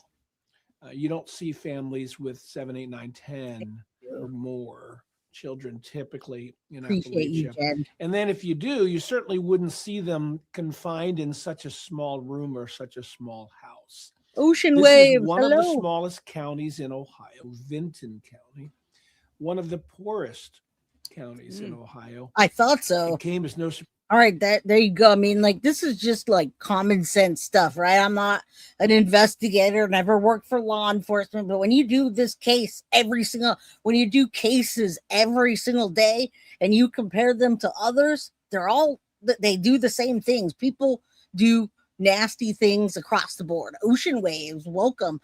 Are you new to the crime crew? If so, welcome. And even if you're not, welcome. Everybody show Ocean Waves some love. Happy Friday. I don't want to see body cams. I know. I agree. Thank you. And Synth, we do love Synth. She does amazing work. And Synth is Synth. All right, let's continue. County, one of the poorest counties in Ohio. It came as no surprise to me that the Vinton County prosecutor is partnering with the Ohio Attorney General office, where I used to work as the Deputy Attorney General, and because there's many more resources available, both through the state's Bureau of Criminal Investigation, which is the premier unit of investigators in the state, and through the Special Prosecution Section of the Attorney General's office. So normally a small town prosecutor's office like Vinton. Hold on, this guy, I don't know, he's talking slow, but let me show you. There is some footage on TikTok that released them doing this with the faces out and a baby drinking a bottle. I think you guys might want to see that. Are you guys good with that? Hit that like button, guys. Subscribe if you're new. Get a membership if you can, and make sure to hype this video. Check this out, guys. Let's check this out. I research now all corners of the earth. I go to all the damn platforms now to find it, because I realize that information is out there for the taking. All right, check this out. I'm gonna lower myself down. These were law enforcement. Some of what they filmed. Thank you, Cool and Chris. I appreciate that, and so do the mods. I always say we got the best mods on YouTube. All right, check this out. I'm not gonna show you feces and bugs and all that, but this just gives you a sense of the children. You can see the how thin they are, how small they are. Take a look. 16 children have been rescued after being found living in a 13-square-foot home with 4 adults. Authorities in Vinton, Ohio say they were investigating a separate case when they got a search warrant for the home. But when they went inside, they found something they did not expect. A total of 16 children ranging from about 18 months to 18 years old were found inside the home. Officials said many of them had been kept in a 12-by-12 room for nearly 4 years. Police described the conditions as horrifying.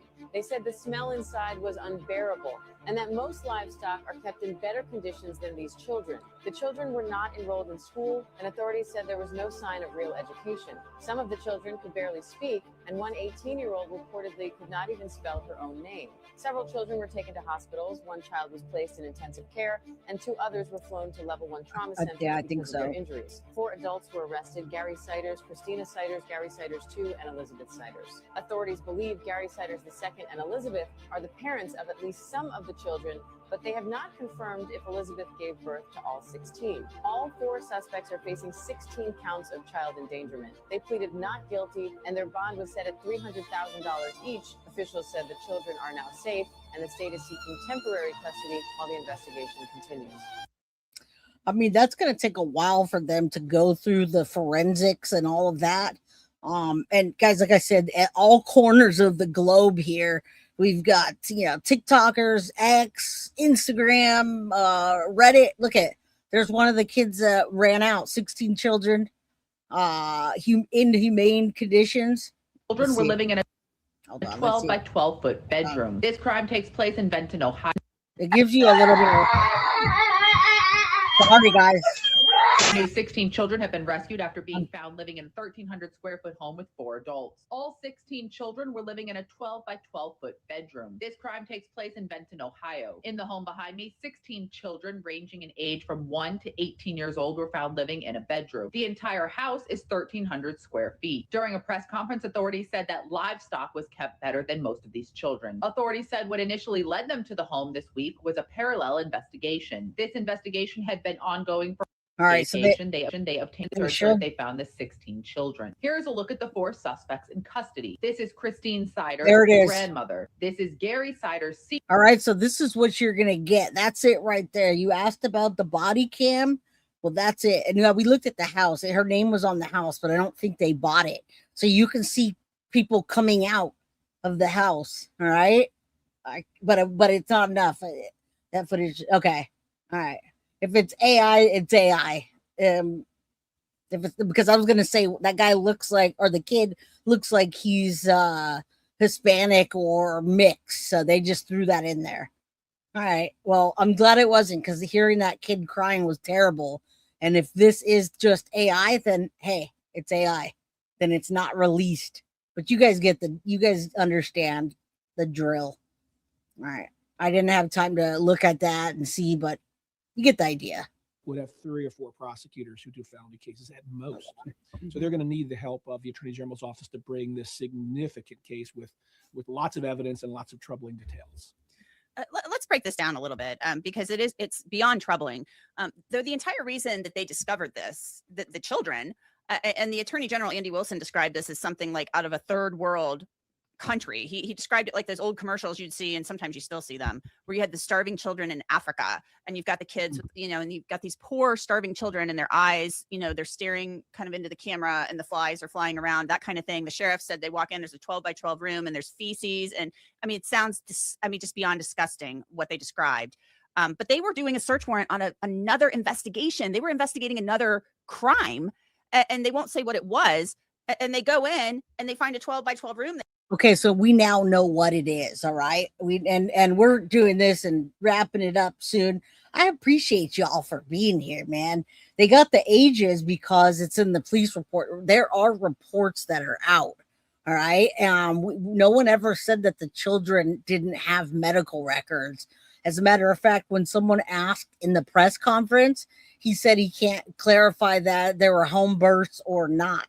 I know, me too. I was trying to mute it when I heard the babies crying, but at least it wasn't real, I think. Let me play this for a minute, guys. My puffer died. I'm gonna go grab one real quick and I'll be right back.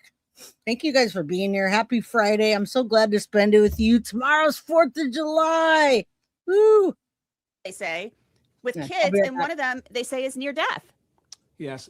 I was talking to Attorney General Wilson last week on another matter. I had no idea this would come up, but I'm glad he's there. Andy Wilson is an experienced prosecutor, and he's been appointed as our Attorney General in the interim because the one who was elected resigned to take another job. So he's our short-term Attorney General, but he really is well-suited to handle this case, and I'm glad that he showed such a high priority. We do need to know more facts. I expect the defense lawyers for these people who've been charged will ask for a bill of particulars, which is a more detailed description of the crimes being alleged. I've read the indictments. They're rather pro forma, meaning they're simply saying the required elements of the statute, child endangerment, which is a second-degree felony in this case. So we're not getting a lot of insight from the records that have been released so far. Yeah, we're getting nothing. We're getting nothing except it's literally like the bare bones complaint that they gave us. We have no info other than what they've told us. And I think part of that is because they were caught by surprise when they went in there. They're looking for X, and they find A through L or whatever. Yeah. They find 16 kids when they go in there, and they're looking for whatever else they were looking for in the first place. So listen, this came out like 2 days ago, and even 2 days ago, people did not know what led them to the house. Okay, so now we know what led them to the house was because of this monster, Gary Siders Jr. Okay, we went over the warrant earlier. It's like David, right? Jay, if you had I don't have teeth removed, silly Deborah. Look at my teeth. I don't have teeth removed, goof. I had dental work.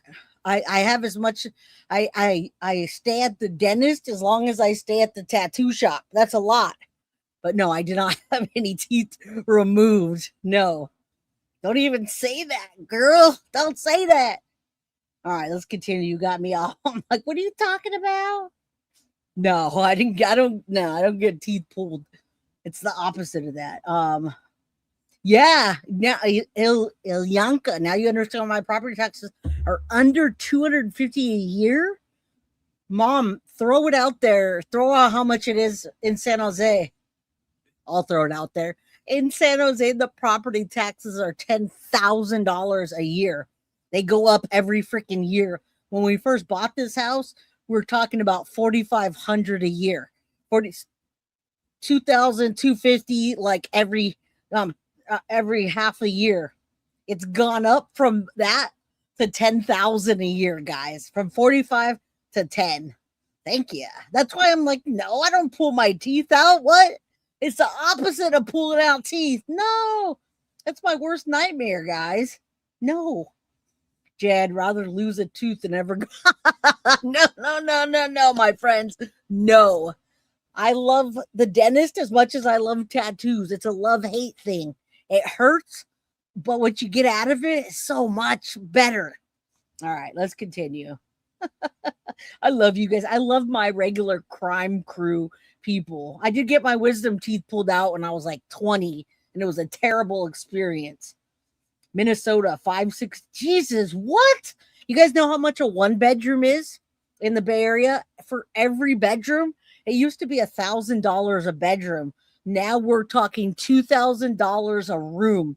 So if you're trying to rent a 3-bedroom, 2-bathroom, and this is renting, just renting a 3-bedroom, 2-bathroom is going to cost you about $5,500 up to $6,000. And that does not include utilities. That's not electricity. That's none of that. You pay for your own property, your own trash, your own everything. All right. Happy 4th of July, baby. And it's Leo season. Well, it's Cancer season first. So shout out to my Cancers. Who's a Cancer? Oh, YouTube gonna strike my comment? Yes, 10,000 a year. 10,000 a freaking year. And that's the difference between a town like this. You see what I'm saying? Like, they have resources. Yeah, you're double. See? We started out and now it's so... Cali is insane for sure. You got to be rich or poor, right? Exactly. There's nothing in the middle. You coming to the Bay Area, Amy? What's up? Well, I'm in San Jose. Mr. Mab is around here. Hit us up. All right, let's get back to this. I want to see what they're saying here. We put a lot of good information out in the beginning, and I just kind of wanted to have a discussion. Also, I want to know who's a Cancer, because it's Cancer season and then Leo season right after. So my birthday, guys, is July 25th. Okay. And Leo season starts on the 23rd. So who's what? Let me know in chat. All right. 400 for snow plowing. Cancer. Leo. 4th of July. Yeah. 6,500 in Arizona. And it goes on. It depends on the price of your house, I think. I believe it goes on the cost of your house. Leo, baby. All right, let me play this so we can have a discussion. Freaking Cali. And they find feces, a floor falling apart, 16 kids, 1 or 2 of them in really bad shape. Now they have to find homes for these 16 kids. And the big question is, Mark, who's the mother of some of these children? The 18-year-old, they said couldn't even spell her name, hadn't been to school. And they said that this 18-year-old, this is so sad. It's so stunning to me. I'm highly doubting that Elizabeth Siders is the mother of this 18-year-old, since she's, I think, 33. And there's no way she had 16 children in that time span. We were just talking about that before we came on here.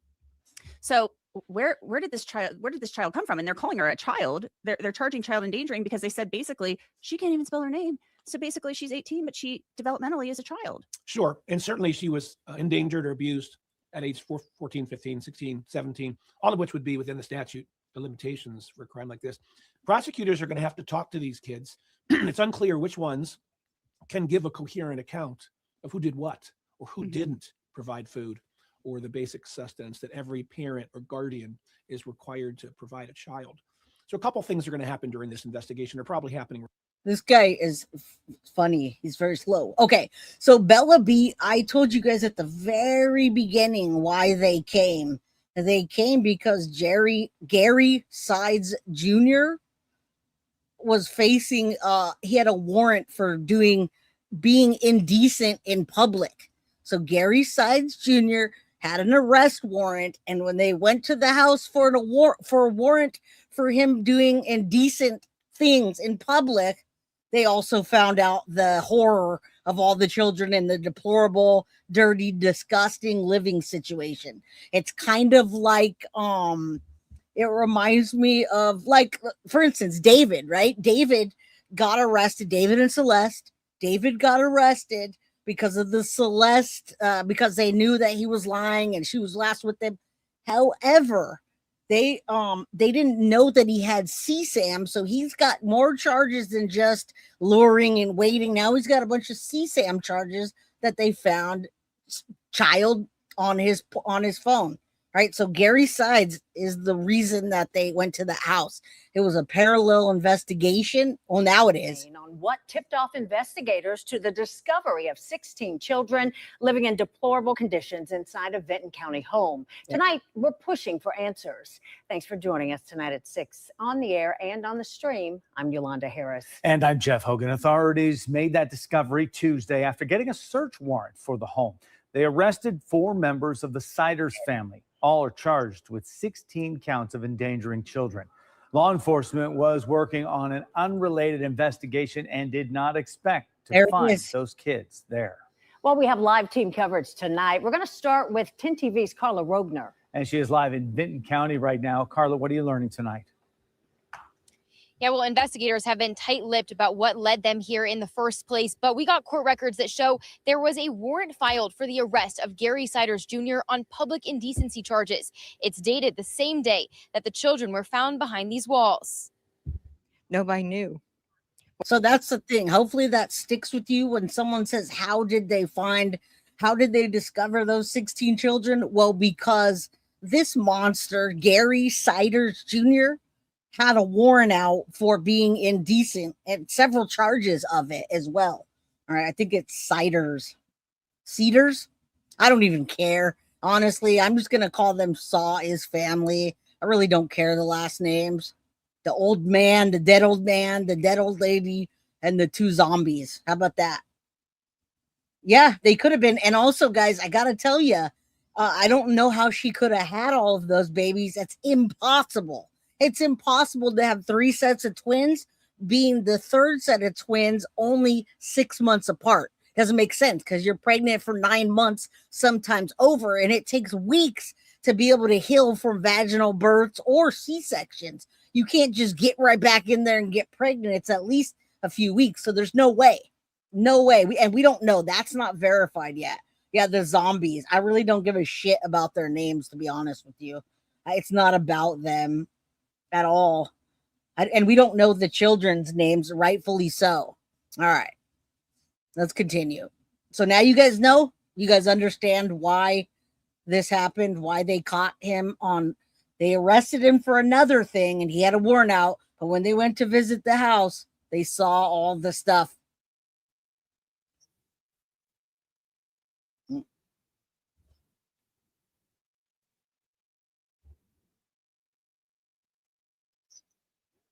Sires.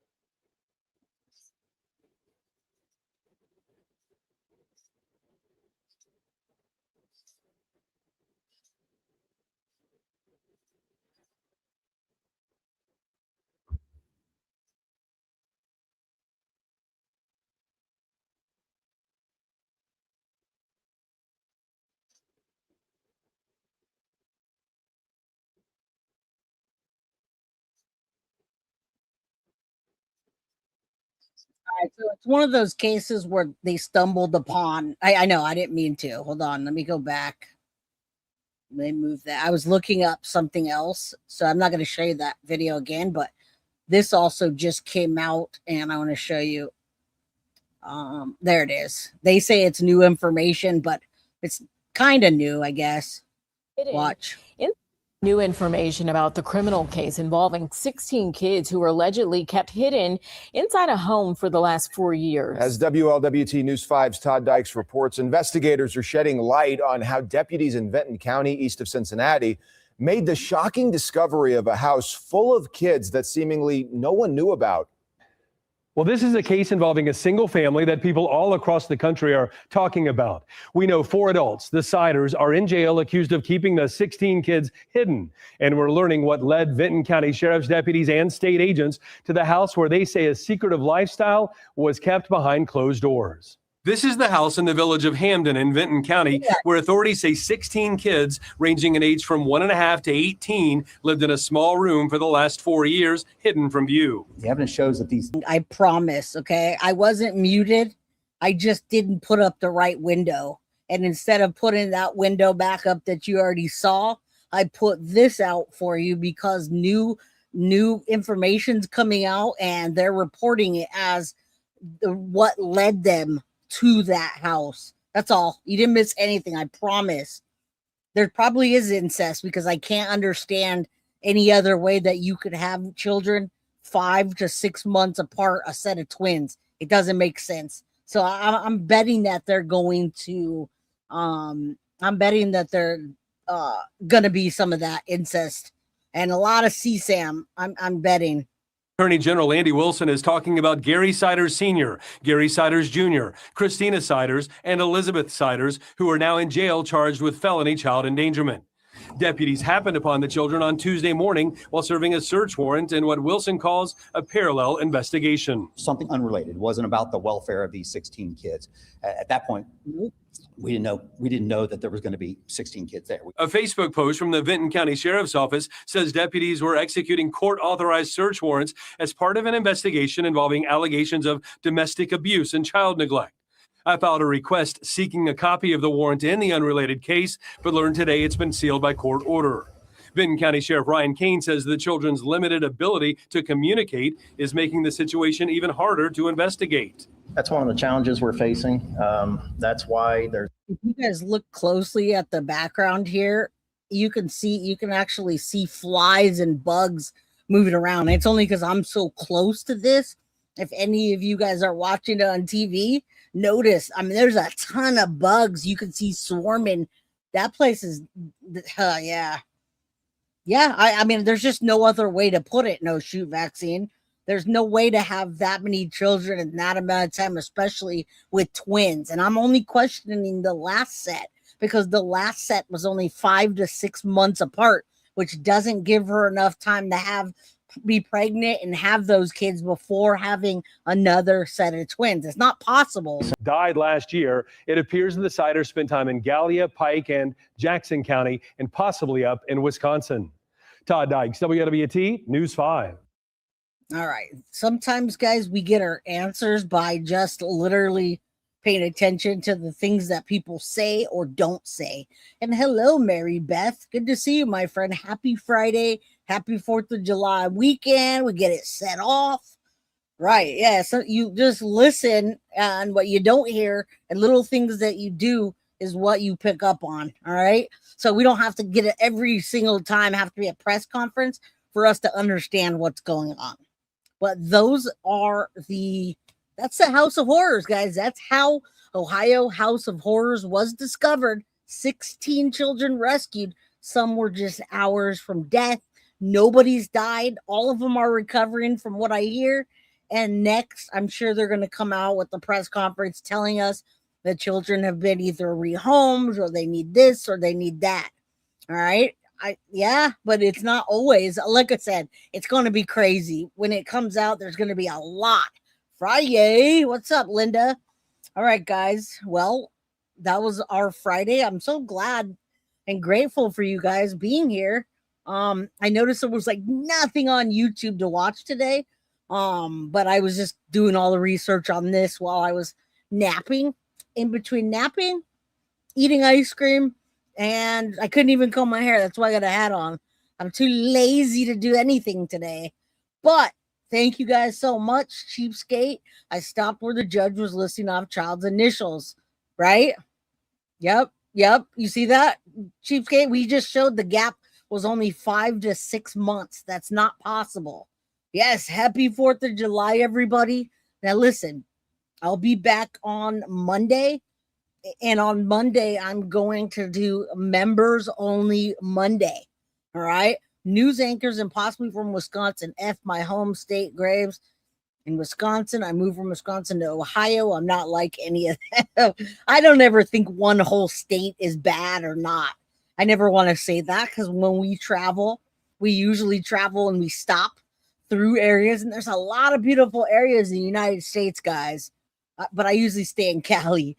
Hey, I went to Vegas. We stretched out. Raindrop lost. Jay, thank you. I appreciate. Thank you guys. I appreciate you so much. Thank you guys for being so understanding and just coming back and supporting the channel. So Monday, yeah, they are. Were you not here, Cheapskate? Okay, let me just show you real quick before I let you guys go. Thank you, Clementine.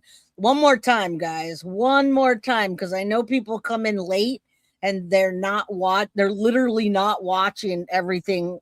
You know, they get bits and pieces. Like the lady that came in earlier and said, don't say they're going to be abused. I didn't say that. I said the Turpins were abused, and I hope these children don't follow suit on that. Okay? So, Cheapskate, this is for you. All right? I understand what you're saying, but this is for you. Okay? You don't have to write it down. I can email this if you want. These are the 16 children, and they're not telling us names, just initials. I don't care about the initials right now. 16 children and the ages. Look at me. Look at Cheapskate. What do you think about this? 18 years old, 16 years old, 15 years old, 14 years old, 13 years old, 11 years old, 10-year-old, 8-year-old, 6-year-old, and 5-year-old. Then when it comes to twins, they have twins back to freaking back. There's a 4-year-old set of twins, a 2-year-old set of twins, and a set of twins that are 1.5 years old. How can you have 2-year-old twins in between that 6 months? That's impossible. That's impossible. So you guys heard it first. If you didn't hear it, you don't got to write it down if you don't want to. I just put the list out there, and just mind you, they were kept in a locked room, and the rest of the house was deplorable. And we don't know why they didn't let them out besides that. All right. So thank you guys. I appreciate all you. I'm glad you got all the date of births and everything. I appreciate you guys. Monday. Yes. No, yeah, no way, but yes. Heartbreaking. They're 1.5. They to 1.5 and 2.5. That just that's not enough time. I do think the minors were having babies. All right, Jay Cheapskate said the last set were born January 1st, 2024. So there's a possibility, but I'm gonna go more towards the fact. Thank you for that. That's plausible. So that's plausible to just knock out twins back to back if that happened. But I don't think that's going to be the case when we actually find out. And I hope I'm wrong. I'd rather be wrong, guys. I would rather be wrong. Trust me. All right, guys, much love to you. Remember, Monday, we're going to do members only Monday. Now, I think on Monday when I do members only, I'll keep it as members only, and I'll do a chat, members only chat, just so everybody understands what we're going to start doing every other Monday, members Monday. Sometimes you'll have to be a member to even see it, and sometimes you won't. But I want to make sure that you guys that you get everything out of the channel that you can. All right. Yeah. Please email me those. The more information I have, the better. Yeah. Irish twins. I couldn't have said that better. Irish twins. That's crazy. All right. So I do got some of the stuff. Thank you, Tiff. She sent warrants, and FloJo sent some stuff. Guys, I'm just going to do another episode next week. I can't even get all of this stuff in. Happy Friday. Guys, be safe. Make sure your dogs are either give them Benadryl or whatever your doctor recommends. All right. The dogs are not happy with 4th of July, and I have 3 of them. I know. All right. Good night. I love you guys. Hit the like button. If you're new here, please subscribe. If you can, hype the channel. Otherwise, well, you can see me, Colleen, on Monday, but it's just going to be members only chat. You just won't be able to chat on Monday. So every other Monday, I'll do members only Monday, because I want to make sure you guys are getting the most out of your memberships. And we already do a lot of giveaways and stuff. I want to make sure we take care of you. All right. Have to be 16 and 18. I know. Elizabeth's hoo-ha. Rest in peace, Elizabeth's hoo-ha. Horse needs ace too. All right, guys. Love ya. I'll see you on Monday for members only Monday. But come Even if it's members only, you just can't chat, but you can see what we're talking about, and then we'll move it from there. So I'm not, thank you, Kate or Kat, but you still got to come watch the show, even if you're not, because you can still see it. All right. And we gift membership. So even though we're gifting memberships and you're not in the chat, you can still win. All right, guys. Make sure your puppies don't get it. Oh, yeah, I'm good. We've had dogs for the last 20 years. So we got it down. All right, guys. Love you. Baby Factory is closed officially, and we'll find out next week more information as it comes in. Guys, be safe, have fun, and hug your friends and family because you never know. Tomorrow is definitely not promised. Love you all. And I'm out of here. Good night, guys. Love you, Krista, Colleen, Synth, Foxy, and all the mods in chat. Guilty of crime. I want to thank you for watching. If you enjoyed my content, please share this video, like, and subscribe. You can also follow me over at Facebook, Instagram, TikTok, X, or Gmail. If you'd like to donate to my channel, you can use Cash App or Venmo or PayPal. Thank you very much in advance. Guilty of crime. Are you guilty of crime?